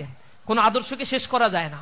এখন আমাদের হলের রাজনীতি ছাত্ররা যখন চাইবে ইসলামী ছাত্র শিবির তখনই হলে কমিটি দিবে, অন্যথায় ইসলামী ছাত্র শিবির ছাত্ররা যেভাবে চায় এই দেশকে গঠন করতে ইসলামী ছাত্র শিবির সহায়ক শক্তি হিসেবে, এই রাষ্ট্রকে গঠন করার জন্য, এই রাষ্ট্রের সম্পদ হিসেবে এই বিশ্ববিদ্যালয়ের ছাত্রকে গড়ে তোলার জন্য ইসলামী ছাত্র শিবির কাজ করবে ইনশাআল্লাহ। এজন্য আমাদের কার্যক্রমগুলো সব স্টুডেন্ট ওরিয়েন্টেড এবং কল্যাণমুখী ইনশাআল্লাহ। এক ভাই প্রশ্ন করছেন খেলাফতে ছাত্র শিবির আস্থা রাখে কিনা, গণতন্ত্র নিয়ে ছাত্র শিবিরের বিশ্বাস কি? খেলাফত আর গণতন্ত্র পাশাপাশি দাঁড় করানোর কোনো কারণ নাই। ইসলামী ছাত্র শিবির খেলাফতে বিশ্বাস করে এবং খেলাফত ব্যবস্থা সম্বন্ধে যে নেগেটিভ ট্রমা ছড়ানো হয়েছে এর ব্যাপারে ইসলামী রাষ্ট্র কাঠামো কেমন হবে এই নিয়ে লক্ষ লক্ষ বই রচনা হয়ে গেছে। ইসলামী আইন শাস্ত্রবিদ্যা এরা লিখে ফেলেছেন, আপনারা এটা একটু দয়া করে পড়বেন। এবং খেলাফতের সাথে ডেমোক্রেসিকে জড়ানোর কিছু নাই। খেলাফত একটা বিশ্ব ব্যবস্থাপনা, এটা রাষ্ট্র, একটা সমাজ ব্যবস্থাপনা। কিন্তু ডেমোক্রেসি এটাকে আমরা কোনো মতবাদ মনে করি না, এটা নির্বাচনের একটা প্রক্রিয়া মনে করি। শুধু নির্বাচনের সময় এক এক দেশে ডেমোক্রেসির এক এক রকম ফর্ম আছে। বাংলাদেশে এক ধরনের ফরমেশন, পৃথিবীর 96টা দেশে পিআর সিস্টেমে নির্বাচন হয়, কোথাও শুধু প্রেসিডেন্সিয়াল ইলেকশন সিস্টেম, কোথাও দ্বিকক্ষ বিশিষ্ট সিস্টেম, কোথাও লোকসভা বিধানসভা, এরকম বিভিন্ন সিস্টেমে ডেমোক্রেসি আছে পৃথিবীতে। এগুলো নির্বাচন একটা প্রক্রিয়া ছাড়া আমরা ডেমোক্রেসিকে আর কোনো কিছুই মনে করতে রাজি না। এটা কোনো মতবাদ বা মতাদর্শ হিসেবে আমরা এটাকে মানতে রাজি না। সুতরাং এই ডেমোক্রেসির সাথে এইটাকে মিলানোর কোনো সুযোগ নাই। ডেমোক্রেসির সব জিনিসগুলো খারাপ না, ইসলামে অনেক বিষয়গুলো এখানে অ্যাকসেপ্ট করা হয়েছে। ইসলামে নির্বাচনের সুনির্দিষ্ট কোনো পন্থা আল্লাহ রাসূল বাতলে দিয়ে যান নাই। এ কারণে পরবর্তীতে যারা ওলিয়া আহাদ যারা ছিলেন অথবা আহলে রায় যারা ছিলেন তারা এগুলো সুনির্দিষ্ট করে গিয়েছেন বিভিন্নভাবে নির্বাচনের প্রক্রিয়া কেমন হতে পারে। সেগুলো কিছু কিছু ক্ষেত্রে ডেমোক্রেসির সাথে আদর্শিকভাবে সাংঘর্ষিক কিছু বিষয় আছে, কিছু বিষয় আছে এগুলো অ্যাকসেপ্টেন্সি। যেমন বলা হয় ডেমোক্রেসির মাধ্যমে আল্লাহ হবেন, ডেমোক্রেসিতে বলা হয় জনগণ সর্বময় ক্ষমতার মালিক। আমরা বিশ্বাস করি না, জনগণ কোনোদিন ক্ষমতার মালিক হইতে পারে না। জনগণ আল্লাহ রাব্বুল আলামিনের পক্ষ থেকে খেলাফতের দায়িত্ব প্রাপ্ত একজন ব্যক্তি এবং দুনিয়াতে এই খেলাফতের দায়িত্ব আল্লাহ রাব্বুল আলামিন তাকে দিয়েছেন। আল্লাহ রাব্বুল আলামিনের যে ক্ষমতা, এই ক্ষমতাগুলো সার্বভৌম ক্ষমতা জনগণের মাধ্যমে আল্লাহ বাস্তবায়ন করিয়ে থাকেন। এ কারণে আমরা মনে করি আমরা যদি রাষ্ট্র ক্ষমতায় যাই, ইসলামিস্টরা মনে করে যে রাষ্ট্র ক্ষমতায় গেলে আমরা হব রাষ্ট্রের খাদেম, সেবক, আমরা রাষ্ট্রের মালিক হব না। রাষ্ট্রের মালিক আমরা হয়ে রাষ্ট্র থেকে লুটপাট করব না, রাষ্ট্রের খাদেম হব, জনগণের সেবক হয়ে আমরা কাজ করব। আমাদের অনেক জবাবদিহিতার জায়গা সেখানে থাকতে হবে। আর যারা মনে করে আমরা রাষ্ট্রের মালিক, তারা তো ক্ষমতায় গেলে নিজেদেরকে রাষ্ট্রের বলে না, আমার বাপ স্বাধীন করছে রাষ্ট্র, এটা হচ্ছে আমার বাপের দেশ, ওই বাপের মুল্লুক বানিয়ে নিয়েছে তারা এবং যা ইচ্ছা তাই করছে এই রাষ্ট্রের মধ্যে। সুতরাং ওই সিনারিও ইসলাম পছন্দ করে না। ইসলামের আহলুল হাল্লি ওয়াল আকদ আর ওলিয়া আহাদের সিস্টেম রয়েছে, মজলিসে শুরার সিস্টেম, এগুলো বিস্তর আলোচনা, এগুলো নিয়ে সেমিনার হলে কোনোদিন হয়তো আপনাদের সাথে আলোচনা করা যাবে। আপনারা ইউনিভার্সিটিতে পড়েন, বিস্তর পড়াশোনা করবেন আপনারা ইনশাআল্লাহ। জুলাই বিপ্লবের পর তো কথা ছিল বিশ্ববিদ্যালয়, স্কুল, কলেজগুলোতে রাজনীতি বন্ধ হবে, কিন্তু এখন পর্যন্ত অর্থাৎ 1 বছরও এটি বন্ধ না হওয়ার কারণ কি এবং রাজনীতি ক্যাম্পাসগুলোতে আসলে প্রয়োজন আছে কিনা? শিবির কিভাবে লেজুর ভিত্তি ছাত্র সংগঠন না? দেখেন, লেজুর ভিত্তি বলতে আসলে কি বোঝায় এর কোনো সংজ্ঞায়ন, ডেফিনেশন কারো কাছে নাই। আমরা লেজুর ভিত্তিক রাজনীতি বলতে যেটা বুঝি, মাদার পার্টির পারপাস সার্ভ করা যাবে না ক্যাম্পাসগুলোতে। যেমন অমুক ভাইয়ের শাহাদাত, ওই যে দেশে প্রত্যাবর্তন দিবস, অমুকের মৃত্যুবার্ষিকী, তাই আমার ক্যাম্পাসে পোস্টারের পর পোস্টার করে জোরপূর্বক কাউকে নিয়ে এসে আলোচনা সবাই থাকতে হবে, এই কালচার আমরা অ্যাবলিশ করে দিতে চাই। ক্যাম্পাসগুলোতে হবে ছাত্র বান্ধব কার্যক্রম। এরপরে মাদার পার্টির বড় প্রোগ্রাম হবে, সেখান থেকে জোরপূর্বক সব ছাত্রদেরকে নিয়ে যাওয়া হবে হল থেকে ভর্তি করে মিছিলে স্লোগান দেওয়ার জন্য। এটা আমরা বিশ্বাস করতে চাই না। ক্যাম্পাসে ছাত্ররা ক্যাম্পাস পলিটিক্স করবে, ক্যাম্পাসে ছাত্ররা ছাত্রদের অধিকার আদায় নিয়ে কাজ করবে। আমরা মনে করি ক্যাম্পাসের রাজনীতি অবশ্যই থাকা উচিত, কারণ রাজনীতি না থাকলে জাতীয় পর্যায়ে নেতৃত্ব থেকে রাষ্ট্র বঞ্চিত হবে। আর আমরা আরো বিশ্বাস করি প্রতিটা বিশ্ববিদ্যালয়ে ছাত্র ইউনিয়ন চালু থাকা উচিত, কারণ ছাত্র ইউনিয়ন চালু থাকলে জাতীয় নেতৃত্ব, ছাত্ররা নিজেদের মধ্য থেকে সবচেয়ে কোয়ালিফাইড লিডারশিপ তারা গ্রো আপ করতে পারে, ন্যাশনাল লিডারশিপের ক্ষেত্রে, ন্যাশনাল পলিটিক্সের ক্ষেত্রে যারা কন্ট্রিবিউশন রাখতে পারবে। সুতরাং পলিটিক্স বা পলিসি মেকিং এর ক্ষেত্রে অবশ্যই আমাদেরকে ইউনিভার্সিটির ক্ষেত্রে সজাগ থাকা উচিত। এই যে ডিপলিটিসাইজ সিস্টেমগুলো কখনোই ভালো কিছু বয়ে আনে না, কারণ আপনি রাষ্ট্রের অংশ আর রাষ্ট্র চালায় পলিটিক্যাল পার্টিগুলো। সুতরাং পলিটিক্যাল পার্টিতে কারা ইনক্লুড হবে, তারা যদি ছাত্র বয়স থেকে সচেতন না হয়, গড়ে উঠতে না পারে, নিজেকে তৈরি করতে না পারে, তাহলে একটা রাষ্ট্র অনেক বিষয় থেকে বঞ্চিত হয়। এজন্য পলিটিক্স প্রয়োজন আছে। ছাত্র শিবির না থাকলে হয়তো এরকম প্রোগ্রামগুলো বা আরো অনেক অনেক বুদ্ধিভিত্তিক কাজ ইসলামী ছাত্র শিবির করে, এগুলো থেকে ছাত্র সমাজ অনেক বেশি বঞ্চিত হতো। আর সেই বিপ্লবের পরে ছাত্র রাজনীতি বন্ধ হওয়ার কথা ছিল, বিভিন্ন ইউনিভার্সিটিতে তারা প্রতিক্রিয়া জানিয়েছে, বন্ধ হয়েছে, আমরা তাদের প্রতি রেসপেক্ট জানাই। আমরা শুরুতেই আগেই বলেছি, একটা ট্রমাটাইজ সিচুয়েশন থেকে ছাত্ররা উদ্ধার পেয়েছে। পলিটিক্সের প্রতি ভালো আকর্ষণ তৈরি করার জন্য সকল ছাত্র সংগঠনকে ভালো কাজগুলো করে দেখাতে হবে। এবং আমরা বলছি রাজনীতির ক্ষেত্র হবে ক্যাম্পাস, আর সেখানে হবে মার্কেট প্লেস অফ ভ্যালুস, অর্থাৎ প্রত্যেকেই প্রত্যেকের আদর্শের কথাগুলো এজেন্ডা নিয়ে কথা বলবে। এমন হবে না আমি এখানে দাঁড়িয়ে 20 মিনিট কথা বললাম, তার 19 মিনিটই বললাম আর একটা দলের গীবত, আর একটা দলের মন্দ চর্চা নিয়ে কথাবার্তা বলা, এটা যেন না হয়। আমার নিজস্ব একটা এজেন্ডা তো থাকবে, আমি আমার এজেন্ডা নিয়ে ছাত্রদের মাঝে কথা বলবো, ছাত্ররা অ্যাকসেপ্ট করবে অথবা রিজেক্ট করে দিবে। অ্যাকসেপ্ট করলে আলহামদুলিল্লাহ তুমি আসো, রিজেক্ট করলে আলহামদুলিল্লাহ তুমি তোমার স্বাধীন চেতা মনোভাব তুমি প্রদর্শন করো। এই জিনিসগুলো আমরা ওয়েল উইশ এবং ওয়েল ইনভাইট করি তাদেরকে। ক্যাম্পাসগুলোতে জোরপূর্বক আর রাজনীতি করতেই হবে, না করলে ধরে নিয়ে যাওয়া, খাবার বন্ধ করে দেওয়া, এরপরে হচ্ছে টর্চার সেল তৈরি করে তাদেরকে টর্চার করা, এই রাজনীতি 5 আগস্টের পরে এগুলোর কবর রচনা হয়ে গেছে। এগুলো আবার পুনরাবৃত্তি যদি কেউ করতে চায়, তাদের দশা একই হবে। তো একজন তো দিল্লি গিয়ে পালিয়ে জায়গা পাইছে, আর অন্যদের তো আবার অন্য জায়গায় যাওয়ারও অনেক জায়গা থাকবে না। এজন্য সতর্ক হইতে হবে, সেটা আমরা বা অন্য কেউ যেই করুক না কেন, চোখে চোখ রেখে কেউ অন্যায় করলে দেখিয়ে দিবে। ইসলামী ছাত্র শিবির করছে এই জন্য বলা যাবে না, এনাই বেনাই বলতে হবে না। ইসলামী ছাত্র শিবির ওপেন সবকিছুর ক্ষেত্রে। বিশ্ববিদ্যালয়কে বলবেন, বিশ্ববিদ্যালয় না শুনলে কেন্দ্রের কাছে মেইল করার অবারিত সুযোগ আছে। আমরা বলি পরামর্শ দাও, অভিযোগ থাকলে অভিযোগ দাও, আমরা ব্যবস্থা নিব। ইসলামী ছাত্র শিবির তার জনশক্তিদেরকে তৈরি করে আদর্শিকভাবে। আমরা বিশ্বাস করি একটা সমাজ ব্যবস্থা আদর্শের ভিত্তির উপরে গড়ে উঠলে সেই সমাজ ব্যবস্থাটা টিকে যায়। ইনশাআল্লাহ আমরা সেই সমাজ ব্যবস্থা গড়ে তুলতে পারবো। সর্বোপরি আপনাদের জন্য আল্লাহ রাব্বুল আলামিনের কাছে দোয়া করি, আপনাদের চমৎকার একটি ভবিষ্যৎ, চমৎকার একটি জার্নি যে বিশ্ববিদ্যালয় আপনারা শুরু করেছেন, এইটা হচ্ছে বিশ্ববিদ্যালয় ইউনিভার্সাল একটা জায়গা, ইউনিভার্সাল এক্সপেরিয়েন্স আপনারা এখানে গ্যাদার করতে পারবেন। ফার্স্ট ইয়ারে আপনারা ভর্তি হয়েছেন, এইখান পিটিশন করেন। বন্ধু বান্ধবদের মধ্যে একটা প্রবণতা, আমি জানি না চিটাগাং ইউনিভার্সিটিতে আছে কিনা, আমিও প্রায় 3-4টা বিশ্ববিদ্যালয় পড়ার সুযোগ হয়েছে। সেই বিশ্ববিদ্যালয়ে 3টা বিশ্ববিদ্যালয়ে পড়ছি, সেখানে দেখছি যে ফার্স্ট ইয়ারে ছাত্র ভর্তি হওয়ার পরে চিন্তা করে আমি মানে নোট করব, আর কাউরে দেব না, আমি ফার্স্ট হব, কারণ ফার্স্ট হলে ইউনিভার্সিটি টিচার হওয়া যায়। এরপরে সিনিয়রদের সাথে খুব ভালো সম্পর্ক করে নোট পাতি নিয়ে আসে, আর একজনকে বলে না।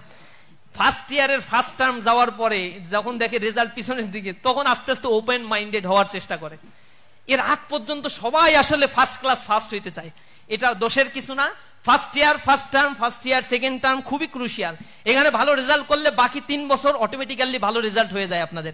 এ কারণে এই সময়টাতে র্যাক দিয়ে ডেকে নিয়ে যাচ্ছে, এরপরে খেলার মাঠে নিয়ে গিয়ে ওই আমাদের ওই যে কিটস বহন করাইতো, এগুলো থেকে বিরত থাকবেন দয়া করে। খেলাধুলা, এরপরে র্যাগের নামে র্যাগটাকে, এগুলো তো এখন আর বাংলাদেশে না, এগুলো সাস্টেইন করে না, উঠে গেছে। সময়কে ব্যয় করবেন না।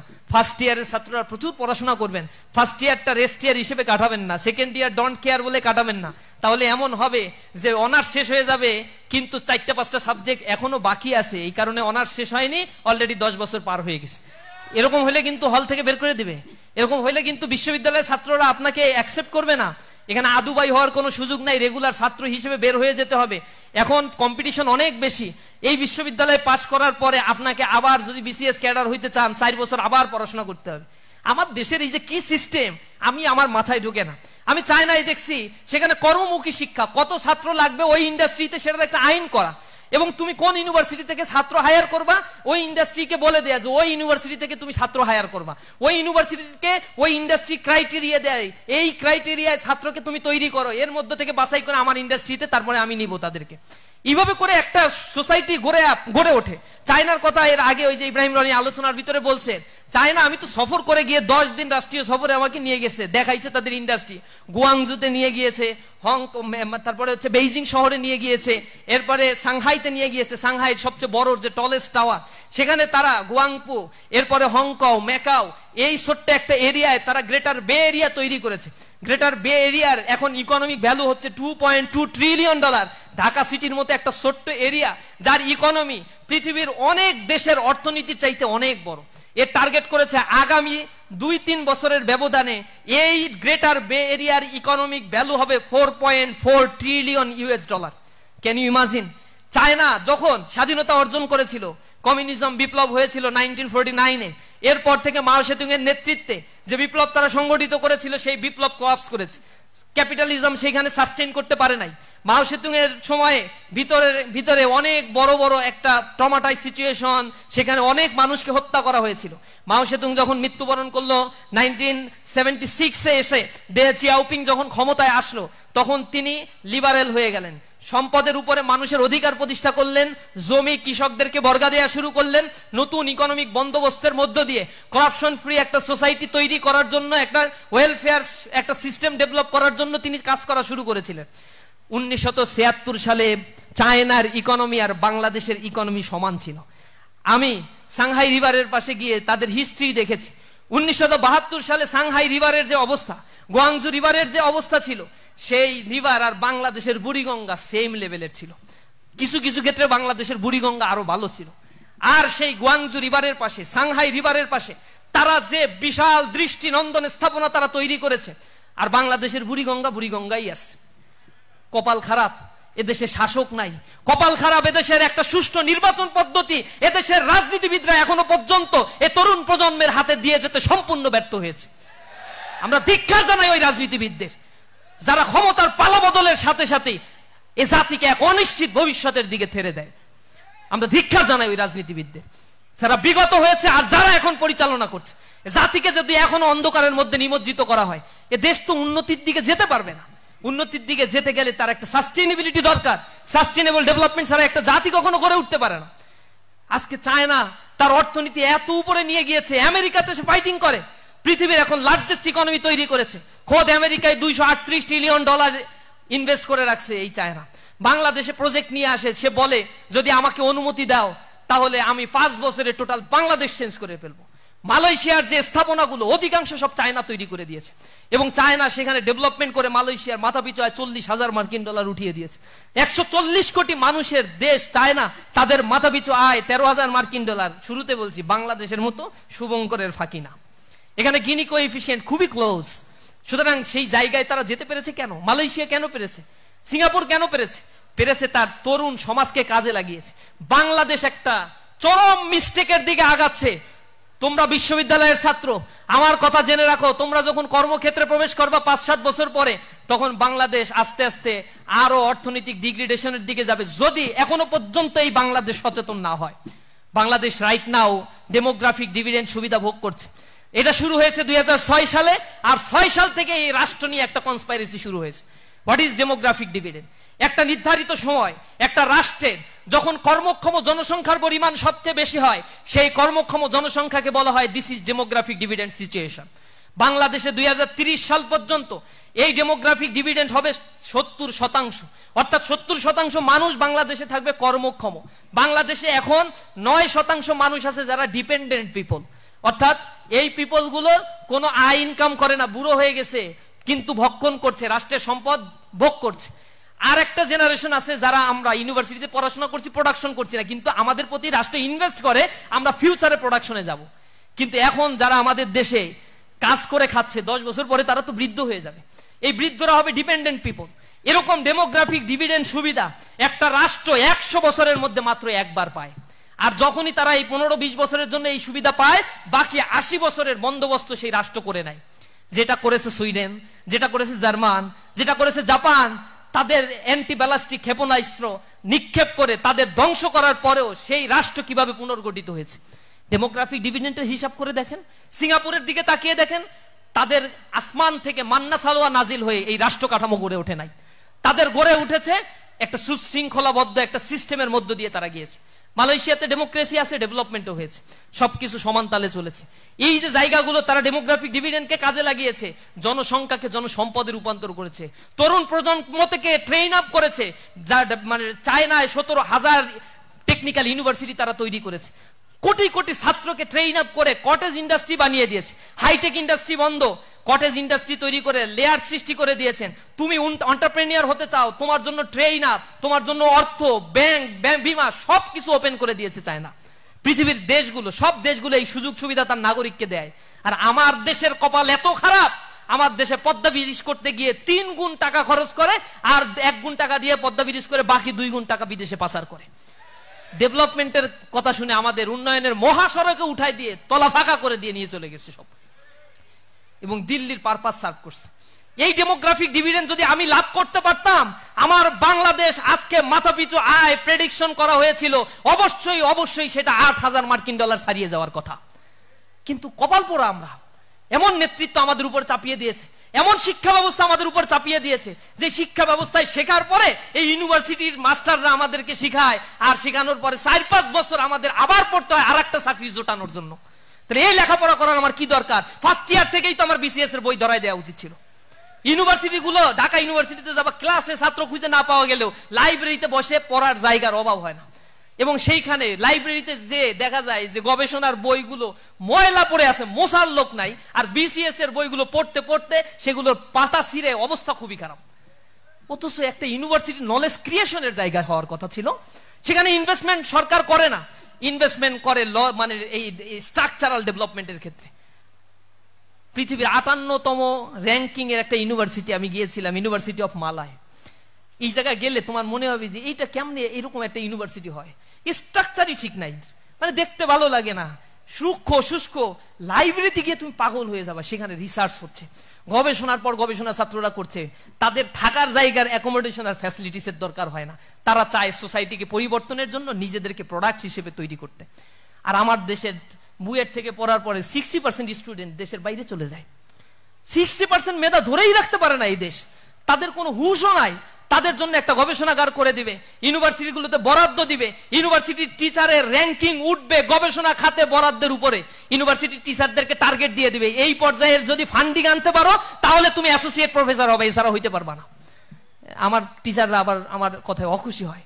পৃথিবীর বিভিন্ন জায়গাতে এরকমই করে রে ভাই, টিচাররা পলিটিক্স অতিমাত্রায় করে ছাত্রদের উপরে এর একটা নেগেটিভ প্রভাব ফেলে সব জায়গা তারা আজকে বিশৃঙ্খলা সৃষ্টি হচ্ছে। সব টিচার না, একটা বড় অংশের টিচার তো রিসার্চ করছে আলহামদুলিল্লাহ, তবে একটা অংশ কিন্তু এই কাজগুলো করছে। ছাত্ররাও এই জায়গায় গা ভাসিয়ে দিয়ে লেখাপড়া বাদ দিয়ে তুমি যদি তোমাকে গড়ে তুলতে চাও, তাহলে তোমার দেশে জেনে রাখো রাইট নাও 40 লক্ষ বেকার আছে, তুমিও কোনোদিন এই খাতায় তোমার নামটাও লেখাইতে বাধ্য হবা। এটাও যদি না লেখাও তাহলে 1 কোটি বাংলাদেশে ডিসগাইজ আনএমপ্লয়েড আছে, অন্তত 1 কোটির কাতারে তোমার নামটা তুমি লেখাইতে পারবা। তুমি প্রত্যাশা করো 20,000 টাকার চাকরি, এই রাষ্ট্র তোমাকে 10,000 টাকার চাকরি তাই সার্কুলার দিয়ে বলবে অনার্স মাস্টার্স পাস, পতিতদশা কোনো বিশ্ববিদ্যালয় থেকে তাও পাস হইতে হবে। নিজের লজ্জা হওয়া উচিত। ইউনিভার্সিটিতে পাস করে 12,000 টাকার চাকরির জন্য ইউনিভার্সিটি গ্রাজুয়েট সে আবেদন করতে হয়, উদ্যোক্তা হইতে পারে না। এদেশে যে শিক্ষা কমিশন আমাদেরকে গঠন করা হয়েছে স্বাধীনতার পরে, যে শিক্ষা আমাদের উপরে চাপিয়ে দেওয়া হয়েছে, লাঞ্ছনা করা একটা শিক্ষা ব্যবস্থা। এই শিক্ষা ব্যবস্থা সেই ম্যাকলে কমিশন 1843 সালে যে সুপারিশ দিয়েছিল তার আদলে তারা বলেছিল আমরা একটা প্রজন্ম তৈরি করতে চাই, যে প্রজন্ম দেহে মানসিক গড়নে হবে হচ্ছে বাঙালি, আর মনস্তাত্ত্বিক ভাবে শিক্ষা দীক্ষায় হবে ব্রিটিশদের দাস। আমরা সেই দাসে পরিণত হয়েছি। আমার বাবা আমি একটা চাকরি করি এটাকে প্রেফার করে, আমি উদ্যোক্তা হই এটাকে প্রেফার করতে চায় না। মনস্তাত্ত্বিক ভাবে আমরা এইভাবে তৈরি হয়েছি। এই সিস্টেমকে ভেঙে দিতে না পারলেই রাষ্ট্র গঠিত হবে না। সবাইকে কে চাকরি দেবে? সরকারি চাকরি 1% দিতে পারে না, ভ্যাকুয়াম তৈরি হয় না। অথচ 99% ক্ষেত্রে প্রাইভেট জব সৃষ্টি হচ্ছে, সেইখানের জন্য তোমাকে তৈরি করতে হবে। ফার্স্ট ইয়ার থেকে তোমাদের কাছে অনুরোধ জানাই প্রিয় ভাই, শিবির করার দরকার নাই, শিবির করতেও বলি না, এই নবীন বরণ করে তোমাদের কাছে কিছু অনুরোধ আমরা জানাই, কারণ you are the next generation, you are the future of this society, so build yourself for the future better, for the betterment of this country. আল্লাহর রাস্তায় তোমরা নিজেদেরকে একটু তৈরি করো। তোমরা যদি তৈরি হয়ে যাও, হক কথা বলতে শেখো, নিজেদের দক্ষতাকে কাজে লাগাও, আর যদি করাপশন থেকে নিজেদেরকে বাঁচিয়ে রাখতে পারো, তাহলে নিঃসন্দেহে এই রাষ্ট্রটা গঠিত হয়ে যাবে। আর ইসলামী ছাত্র শিবির এই সুন্দর একটা রাষ্ট্র গঠনের স্বপ্ন দেখে। আমরা চিন্তা করি এই রাষ্ট্রের উপরে লাল সবুজের পতাকাকে খামচে ধরে আর কোন শকুন যেন এখান থেকে আমার স্বাধিকার, আমার সার্বভৌমত্বকে আর যেন কেড়ে নিতে না পারে। এজন্য আত্মপ্রত্যয়, স্বনির্ভরশীল হয়ে দক্ষতা সম্পূর্ণ চোখ কান খোলা একটা প্রজন্ম গড়ে উঠতে হবে, যে প্রজন্ম নিজেকে গড়ে তুলবে, এই রাষ্ট্রের পারপাস সার্ভ করবে, এই দেশটাকে ওন করে বুকে হাত দিয়ে বলবে এই দেশ আমার, এই রাষ্ট্র আমার, এই রাষ্ট্রকে গড়ে তোলার দায়িত্ব আমার, আমি আমার দেশকে ভালোবাসি। এই চেতনাটুকু আমরা যখন নিজেদের মধ্যে জাগ্রত করতে পারবো, কোনো হুঙ্কার আমাদেরকে পিছু টান দিয়ে রাখতে পারবে না। আমরা বিশ্বাস করি উষার দুয়ারে হানি আঘাত, আমরা আনিব রাঙা প্রভাত, আমরা টুটাবো তিমির রাত বাধার বিন্ধ্যাচল। আমরা অন্ধকার বিদূরিত করে দিয়ে আলোর প্রস্ফুটিত মশাল হাতে নিয়ে এ জাতিকে জ্ঞানের আলোকে আলোকিত করে সমাজ ব্যবস্থাকে পাল্টে দিয়ে তাক লাগানো একটা উৎকর্ষতা সাধনের ব্রুতি নিয়ে যেন এই পথ চলাকে আমরা সামনে নিয়ে যেতে পারি, সে আহ্বান জানিয়ে আমার কথা শেষ করছি। হাযা মা ইনদি ওয়া ইলমু ইনদাল্লাহ আলাইহি তাওয়াক্কালতু ওয়া ইলাইহি উনীব। আসসালামু আলাইকুম ওয়া রাহমাতুল্লাহ।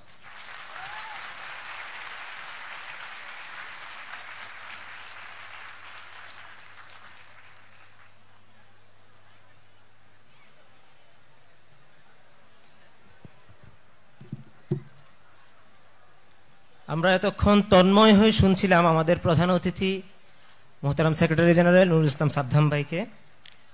তোমাদের চমৎকার সব প্রশ্নের চমৎকার উত্তরগুলো পেয়েছো তোমরা, আশা করব নিজের জীবন এবং সমৃদ্ধ জাতি গঠনে একজন সৎ, দক্ষ ও দেশপ্রেমিক নাগরিক হিসেবে নিজেদেরকে তৈরি করতে এই আলোচনা তোমাদের জীবনের পাথেয় হবে। প্রিয় নবীন, বিশ্ববিদ্যালয়ে আমরা অনেক নতুন বিষয় শিখব, যা আমাদের বুদ্ধিমত্তাকে প্রসারিত করবে, আমাদেরকে একজন দায়িত্বশীল নাগরিক হিসেবে তৈরি করবে। শুধু একাডেমিক ফলাফল নয়, বরং নৈতিক ও মানবিক গুণাবলীর বিকাশও আমাদের শিক্ষা জীবনের একটি গুরুত্বপূর্ণ অংশ। আশা করব আমরা এই বিষয়গুলো মাথায় রেখে আমাদের নিজের লক্ষ্যপানে এগিয়ে যাব। প্রিয় শিক্ষার্থী বন্ধুরা, এই খরতাপের মধ্যেও অত্যন্ত সুশৃঙ্খলভাবে আমাদের এই আয়োজনকে তোমরা উপভোগ করছো, তার জন্য আমরা তোমাদের কাছে কৃতজ্ঞতা প্রকাশ করছি। তোমরা দেখতে পাচ্ছ আমাদের মাঝে ইতিমধ্যে উপস্থিত হয়েছেন চট্টগ্রাম বিশ্ববিদ্যালয়ের সমাজবিজ্ঞান অনুষদের সম্মানিত ডিন, আমাদের অভিভাবক তুল্য এবং আমাদের শিক্ষক professor doctor Enayetullah Patwari sir. আমাদের মাঝে আরও উপস্থিত রয়েছেন আমাদের বিশ্বমানের স্কলার, সুবক্তা ও মোটিভেশনাল স্পিকার, ইরাসমাস মুন্ডাস অ্যাসোসিয়েশনের সম্মানিত সাবেক প্রেসিডেন্ট ইঞ্জিনিয়ার আশিকুর রহমান ভাই। আমরা ওনাদের বক্তব্য শুনব। প্রিয় শিক্ষার্থী বন্ধুরা, এ পর্যায়ে আমাদের আলোচনা রাখতে অনুরোধ জানাচ্ছি সমাজবিজ্ঞান অনুষদের সম্মানিত ডিন, আমাদের শিক্ষক প্রফেসর ডক্টর এনায়েতুল্লাহ পাটোয়ারী স্যারকে।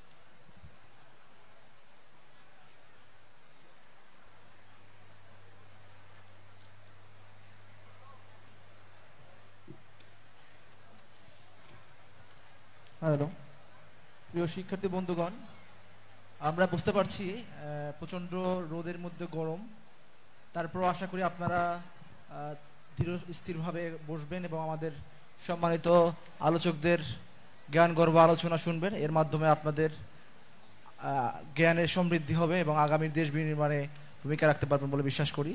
সবাইকে শৃঙ্খলার সাথে বসার জন্য অনুরোধ জানাচ্ছি।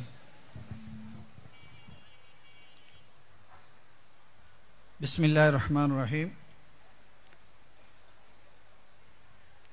অপার সম্ভাবনার বাংলাদেশ, সেই বাংলাদেশেরই গর্বিত ছাত্র সংগঠন বাংলাদেশ ইসলামী ছাত্র শিবির চট্টগ্রাম বিশ্ববিদ্যালয় শাখা কর্তৃক আয়োজিত আজকের এই ফ্রেশার্স রিসেপশন এবং ক্যারিয়ার গাইডলাইন অনুষ্ঠানের প্রিয় সভাপতি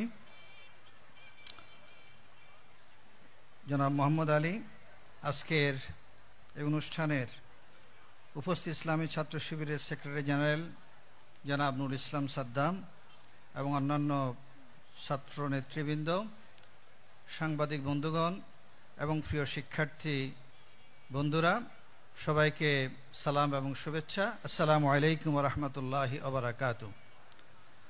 প্রথমে আমি আমার ব্যক্তির পক্ষ থেকে ধন্যবাদ জানাচ্ছি, কৃতজ্ঞতা প্রকাশ করছি যে আজকে আমাদের নবাগত শিক্ষার্থীদেরকে তাদের রিসিপশন দেওয়ার জন্য, এবং তোমরা যারা আজকের এই রিসিপশন প্রোগ্রামে উপস্থিত হতে পেরেছ, তোমাদের মেধা এবং মননের সেই স্বীকৃতি স্বরূপ তোমরা চট্টগ্রাম বিশ্ববিদ্যালয়ের গর্বিত শিক্ষার্থী হতে পেরেছ। অনেক কষ্ট স্বীকার করেছ, অনেক ত্যাগ তিতিক্ষা এবং অধ্যাবসায়ের পরে এবং একটা ভিগোরাস অ্যাডমিশন টেস্টের মাধ্যমে তোমরা তোমাদের অবস্থান নিশ্চিত করতে পেরেছ। এই জন্য তোমাদেরকে আমি ধন্যবাদ জানাচ্ছি, অভিনন্দন জানাচ্ছি, শুভেচ্ছা জানাচ্ছি। Welcome to you all freshers students. আজকের এই যে রিসিপশন প্রোগ্রাম এবং কেরিয়ার গাইডলাইন, এটা অত্যন্ত গুরুত্বপূর্ণ এই জন্য যে আজকে যারাই বক্তব্য রেখেছেন তারা আমরা যারা নতুন এসেছি এই আঙ্গিনায়, চট্টগ্রাম বিশ্ববিদ্যালয়ের এই সুন্দর পরিবেশে, তাদের কি দায়িত্ব এবং কর্তব্য সেই সম্পর্কে তারা বক্তব্য রেখেছেন। এখানে জীবনের সফলতার জন্য কী ধরনের টিপস প্রয়োজন, কি করতে হবে, সেই ব্যাপারে বক্তব্য রাখা হয়েছে। আমি শুনেছি এবং দেখেছি যে এখানে শুধুমাত্র আমাদের দুনিয়াবি আমাদের জীবনের জন্য নয়, বরং আমরা যে জীবনটাকে মনে করি সেই জীবনটা হচ্ছে দুনিয়া এবং আখেরাতের জীবন। অতএব জীবনের ফিলসফি কী হবে সেই সম্পর্ক এখানে আলোচনা হয়েছে এবং ভবিষ্যতে আলোচনা হবে, পরবর্তীতে আলোচনা হবে। এই জন্য আজকের এই প্রোগ্রামটা অত্যন্ত গুরুত্বপূর্ণ। আমরা সবাই এখন বিশ্ববিদ্যালয়ের শিক্ষার্থী এবং এই বিশ্ববিদ্যালয়ে আমরা এখানে এসেছি আমরা জ্ঞান অর্জন করার জন্য, আমরা সুশিক্ষায় শিক্ষিত হওয়ার জন্য। অতএব আমাদেরকে এই বিষয়গুলো জানতে হবে। What is university, what is education and what is knowledge. আমরা জানি এটি হচ্ছে দ্য হাইয়েস্ট ইনস্টিটিউশনস। ইউনিভার্সিটিগুলো হচ্ছে highest institution where different branches of knowledge are learned objectively. এবং এই যে বিশ্ববিদ্যা যে আলয়, এখানে আমরা নতুন নতুন জ্ঞান অর্জন করব, নতুন নতুন জ্ঞান ক্রিয়েশন হবে এখানে, এবং সেই ক্রিয়েটেড নলেজগুলোকে ডিসেমিনেট করা হবে আমাদের শিক্ষার্থীদের মধ্যে। আমাদের শিক্ষকগণ নতুন নতুন জ্ঞান অর্জন করবেন, নতুন নতুন জ্ঞান তারা ধারণ করবেন, তারা ক্রিয়েট করবেন এবং সেগুলো আমাদের শিক্ষার্থীদের মাঝে ডিসেমিনেট করা হবে।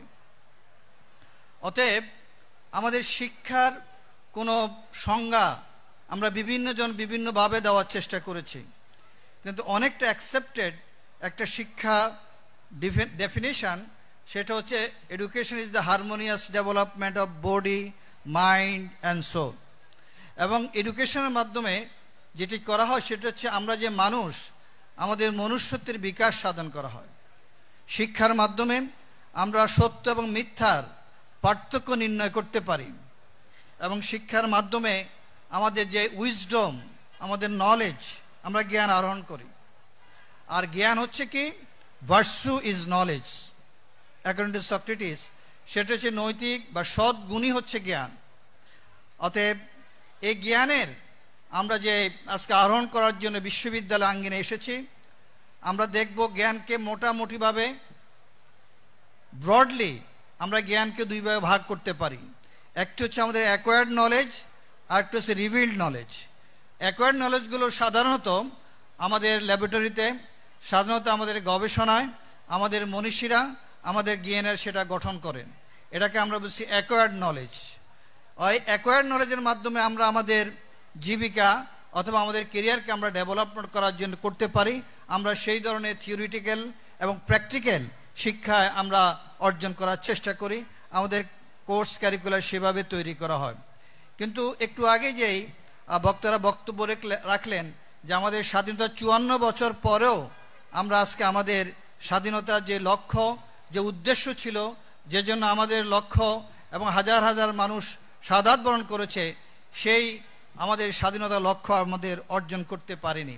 সেটার মূল কারণ হচ্ছে আমরা হয়তোবা আমরা অ্যাকোয়ার্ড নলেজে আমরা শিক্ষিত হয়েছি, কিন্তু রিভিল্ড নলেজ আমাদের শিক্ষা ব্যবস্থা ইন্টিগ্রেটেড না থাকার কারণে আমরা সঠিক অর্থে আমরা নাগরিক তৈরি করতে পারি নাই, মনুষ্যত্ববোধ উজ্জীবিত আমাদের জনসাধারণ সৃষ্টি হয় নাই, এবং সেভাবে আমাদের নেতৃত্ব সৃষ্টি না কারণে আজকে 54 বছর পরও আজকে বাংলাদেশের এই দুর্দশা।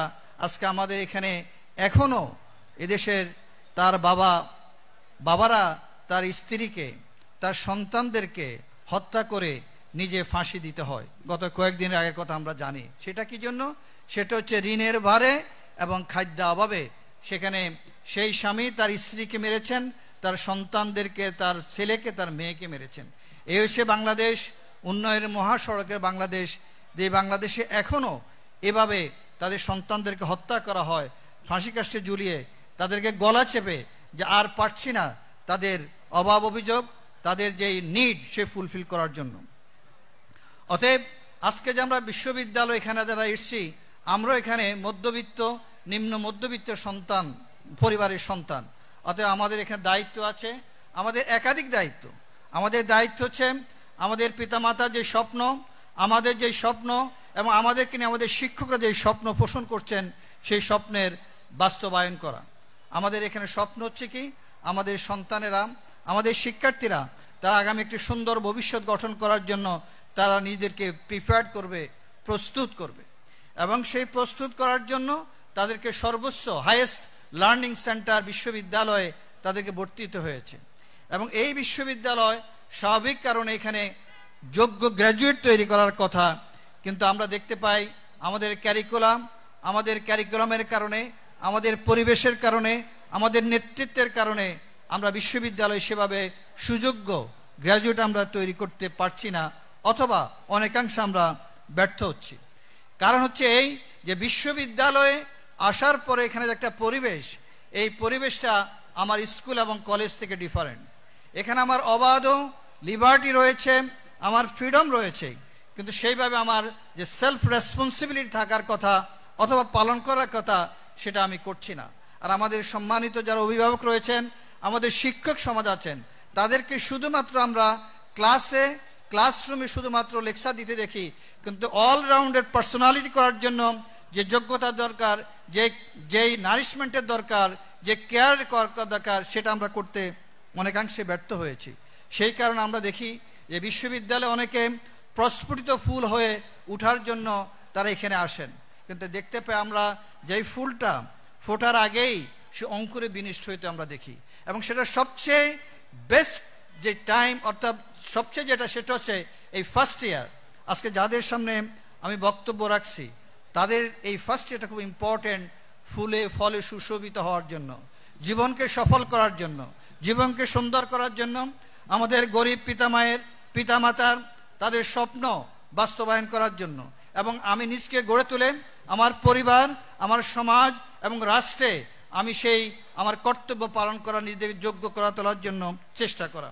কিন্তু আমরা দেখতে পাই আমরা সেই দায়িত্ব পালন করতে অনেকেই ব্যর্থ হই। আমরা অনেকেই করছি, কিন্তু ম্যাক্সিমাম দেখা যায় ব্যর্থ। একটু যে বক্তব্য রাখা হলো যে আমাদের শিক্ষা ব্যবস্থার অনেক লিমিটেশন রয়েছে, যে কারণে এখানে দেখা যাচ্ছে যে এখানে আমাদের আনএমপ্লয়মেন্ট যে সংখ্যা, এটা আমাদের জন্য হতাশাজনক। কিন্তু এটাও যে লক্ষ্য করা যায়, সেটা হচ্ছে যখন একজন শিক্ষার্থীকে বলা হয় যে তুমি কম্পিউটার স্পিড তোমার কত, দেখা যায় যে সে স্পিড তার নাই, কম্পিউটার সে জানে না, তারপরে সে 60% নাম্বার ভাইভাতে পায় না, রিটেনে পায় না, তাকে চাকরি দেওয়ার কথা না। বাংলাদেশের চাকরির অভাব রয়েছে, কিন্তু আমাদের শিক্ষা ব্যবস্থা দুর্বলতার কারণে এখনো আমরা দেখতে পাই যে আসলে আমরা সেভাবে আমাদের শিক্ষার্থী হিসেবে গড়ে তুলতে পারি নাই। তার কারণ হচ্ছে আমাদেরকে মনে রাখতে হবে, আমরা বিশ্ববিদ্যালয়ে শিক্ষার্থী হিসাবে আমাদের একটা রাইট প্রতিষ্ঠিত হয়েছে। আমাদের এখানে অনেক অধিকার হয়েছে, আমরা ক্লাসরুমে, আমাদের সেমিনার লাইব্রেরিতে, আমাদের সেখানে রয়েছে। কিন্তু মনে রাখতে হবে যে এভরি রাইট ইমপ্লয়েজ রেসপন্সিবিলিটি। আমার যে অধিকার, এই অধিকার আমার দায়িত্ববান হতে হবে আমাদেরকে। এভরি অপরচুনিটি অ্যান্ড অব্লিগেশন, যে অপরচুনিটি আমি পেয়েছি বাংলাদেশের অন্যতম একটা শ্রেষ্ঠ বিশ্ববিদ্যালয়ে ভর্তি হওয়ার জন্য এই অপরচুনিটি আমাকে কাজে লাগাতে হবে। এবং এভরি ফজেশন এ ডিউটি, আমি যে ফজেস করছি যে বিশ্ববিদ্যালয়ের আইডি কার্ড, এই জন্য আমার দায়িত্বশীল হতে হবে, দায়িত্ব পালন করতে হবে। প্রিয় শিক্ষার্থীরা, সেই জন্য আমাদের যেটা করতে হবে, আমার যে ফ্রেন্ডশিপ মোস্ট ইম্পর্টেন্ট, এই বিশ্ববিদ্যালয়ে আমাকে ফ্রেন্ডশিপ, আমার বন্ধু হবে, বন্ধুত্ব হবে। সেই বন্ধু এবং বন্ধুত্ব নির্ধারণ করার ক্ষেত্রে আমাদেরকে অত্যন্ত কেয়ারফুল হতে হবে, আদারওয়াইজ দেখা যায় আমার পুরো জীবনটাই সেখানে ব্যর্থ হয়ে যাবে। এই জন্য একটা কথা আছে যে আমাদের সক্রেটিস তিনি সুন্দর একটা বলেছিলেন, be slow to fall into friendship, যে তুমি কার সাথে বন্ধুত্ব করবে সেই বন্ধুত্ব করার ক্ষেত্রে তোমাকে ইউ থিঙ্ক টুয়াইস, তুমি চিন্তা করো যে তার সাথে বন্ধুত্ব করে তুমি আসলে তোমার কতটুকু উপকৃত তুমি হতে পারবে। শুধু তাই নয়, এই বন্ধুত্ব করার জন্য কালকে আমাদের আফসোস করতে হবে। কোরআন স্পষ্ট বলা আছে, কালকে আমাদের মানুষ বলে, হায় আমি যদি অমুককে বন্ধু হিসাবে গ্রহণ না করতাম তাহলে আজকে কিন্তু আমার এই পরিণতি হতো না। অতএব বন্ধুত্ব নির্বাচন ক্ষেত্রে তোমাদেরকে অনেক কেয়ারফুল হতে হবে তোমাদেরকে। আর যেহেতু তোমরা অনেকক্ষণ থেকে এখানে বক্তব্য শুনছো এবং গরম হচ্ছে, সেজন্য আমি বক্তব্য দীর্ঘায়িত করছি না। আমি যেটা বলবো সেটা হচ্ছে, চট্টগ্রাম বিশ্ববিদ্যালয় এবং শিক্ষা প্রতিষ্ঠানে ছাত্র রাজনীতি আছে। রাজনীতি বিজ্ঞান বিভাগের একজন শিক্ষার্থী হিসাবে আমি ছাত্র রাজনীতির বা রাজনীতির বিপক্ষ হতে পারি না। তার কারণ রাজনীতি ছাড়া আসলে সমাজ এবং রাষ্ট্র তৈরি হয় না। কিন্তু বাংলাদেশের যে ছাত্র রাজনীতি, ওভারঅল রাজনীতি, সেই রাজনীতির কারণে আমরা আমাদের সন্তানদেরকে রাজনীতি অ্যাক্টিভ হওয়ার জন্য আমরা উৎসাহিত করতে পারি না। আমরা চাই ছাত্র রাজনীতি থাকবে, কিন্তু সেই ছাত্র রাজনীতি লেজুর ভিত্তিক হবে না। আমরা চাই ছাত্র রাজনীতি থাকবে, সেই ছাত্র রাজনীতি ছাত্রদের অধিকার ভিত্তিক হবে। আমরা ছাত্র রাজনীতি চাই, সেই ছাত্র সংসদ ভিত্তিক ছাত্র রাজনীতি আমরা চাই। এবং যেই ছাত্র রাজনীতি আগামী দিনে আমাদের সুনাগরিক এবং নেতৃত্ব সৃষ্টি করতে পারবে, সেই ছাত্র নাগরিক, সেই রাজনীতি আমরা অবশ্যই চাই। কিন্তু বর্তমান বিগত 15 বছর, 20 বছর অথবা বিগত 50 বছর যে ছাত্র রাজনীতি, এই ছাত্র রাজনীতি এই জাতিকে খুব বেশি উপহার দিতে পারেনি। আবার আমরা অস্বীকার করব না, আমাদের জাতির যে কোনো প্রয়োজনে এই ছাত্ররা এগিয়ে এসছে। অতএব আমরা ছাত্রদেরকে বিরাজনীতি করার দিকে আমরা উদ্বুদ্ধ করছি না, কিন্তু আমরা সুষ্ঠু, সুন্দর এবং প্রতিযোগিতামূলক একটা ছাত্র রাজনীতির পক্ষে আমরা আমাদের অবস্থান ব্যক্ত করছি।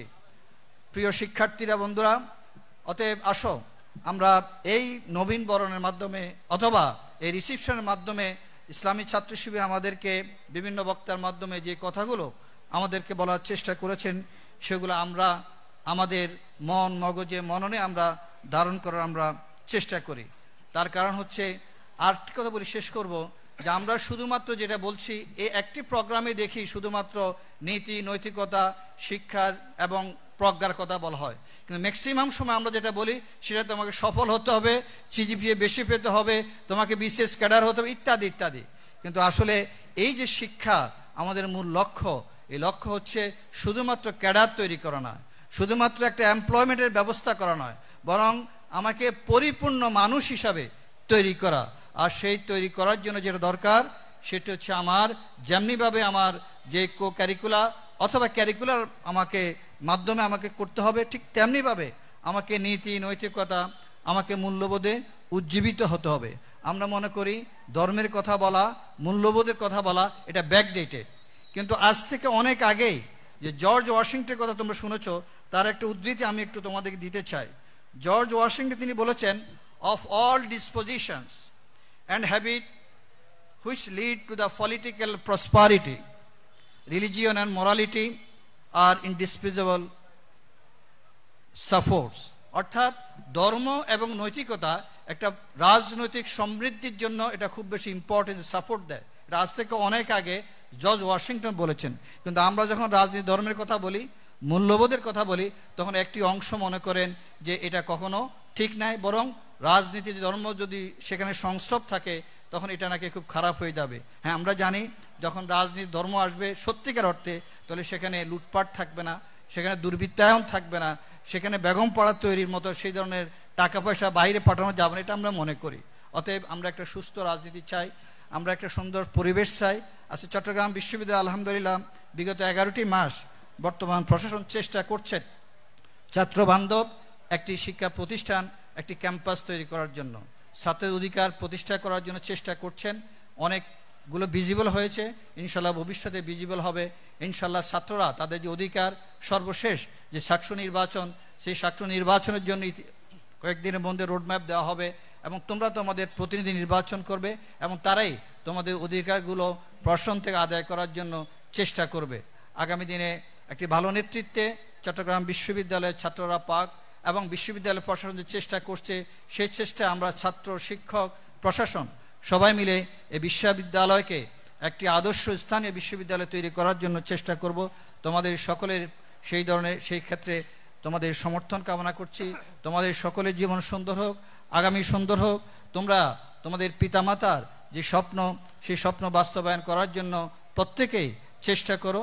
তোমাদের দায়িত্বশীলের জায়গা থেকে, পরিশ্রমের জায়গা থেকে, অধ্যাবসায়ের জায়গা থেকে শিক্ষকদের সম্পর্ক সৃষ্টি করে তোমাদের আগামী সুন্দর করো, এই প্রত্যাশা ব্যক্ত করে সবাইকে আবার আমি ধন্যবাদ জানিয়ে 2024 সালের জুলাই গণ অভ্যুত্থানে যারা শহীদ হয়েছেন, বিশেষ করে চট্টগ্রাম বিশ্ববিদ্যালয়ের যে দুজন আমাদের ছাত্র শহীদ হয়েছে, অন্যান্য যারা শহীদ হয়েছেন তাদের আত্মার মাগফিরাত কামনা করছি আমি। যারা এখনও আহত রয়েছেন, যারা এখনও চিকিৎসা পাচ্ছেন না, তাদের প্রতি সমবেদনা জ্ঞাপন করে এবং সরকারকে তাদের সুচিকিৎসার ব্যবস্থা করার জন্য উদাত্ত আহ্বান জানিয়ে আমার বক্তব্য শেষ করছি। সবাই ভালো থাকো, সুস্থ থাকো। আসসালামু আলাইকুম ওয়া রাহমাতুল্লাহি ওয়া বারাকাতুহু। সুপ্রিয় উপস্থিতি, আপনারা শেষ পর্যন্ত সজাগ আছেন তো ইনশাআল্লাহ? আপনারা জানেন আমাদের মাঝে প্রধান আলোচক হিসেবে উপস্থিত হয়েছেন ইরাসমাস মুন্ডুস অ্যাসোসিয়েশনের সাবেক সভাপতি ইঞ্জিনিয়ার ডক্টর আশিকুর রহমান ভাই। আজকের অনুষ্ঠানের প্রধান আলোচক হিসেবে কথা বলবেন। এ পর্যায়ে আমি একটি সঙ্গীত পরিবেশনের জন্য ডেকে নিচ্ছি চট্টগ্রাম বিশ্ববিদ্যালয়ের ঐতিহ্যবাহী সাংস্কৃতিক সংগঠন দুর্নিবার সাহিত্য সাংস্কৃতিক সংসদকে।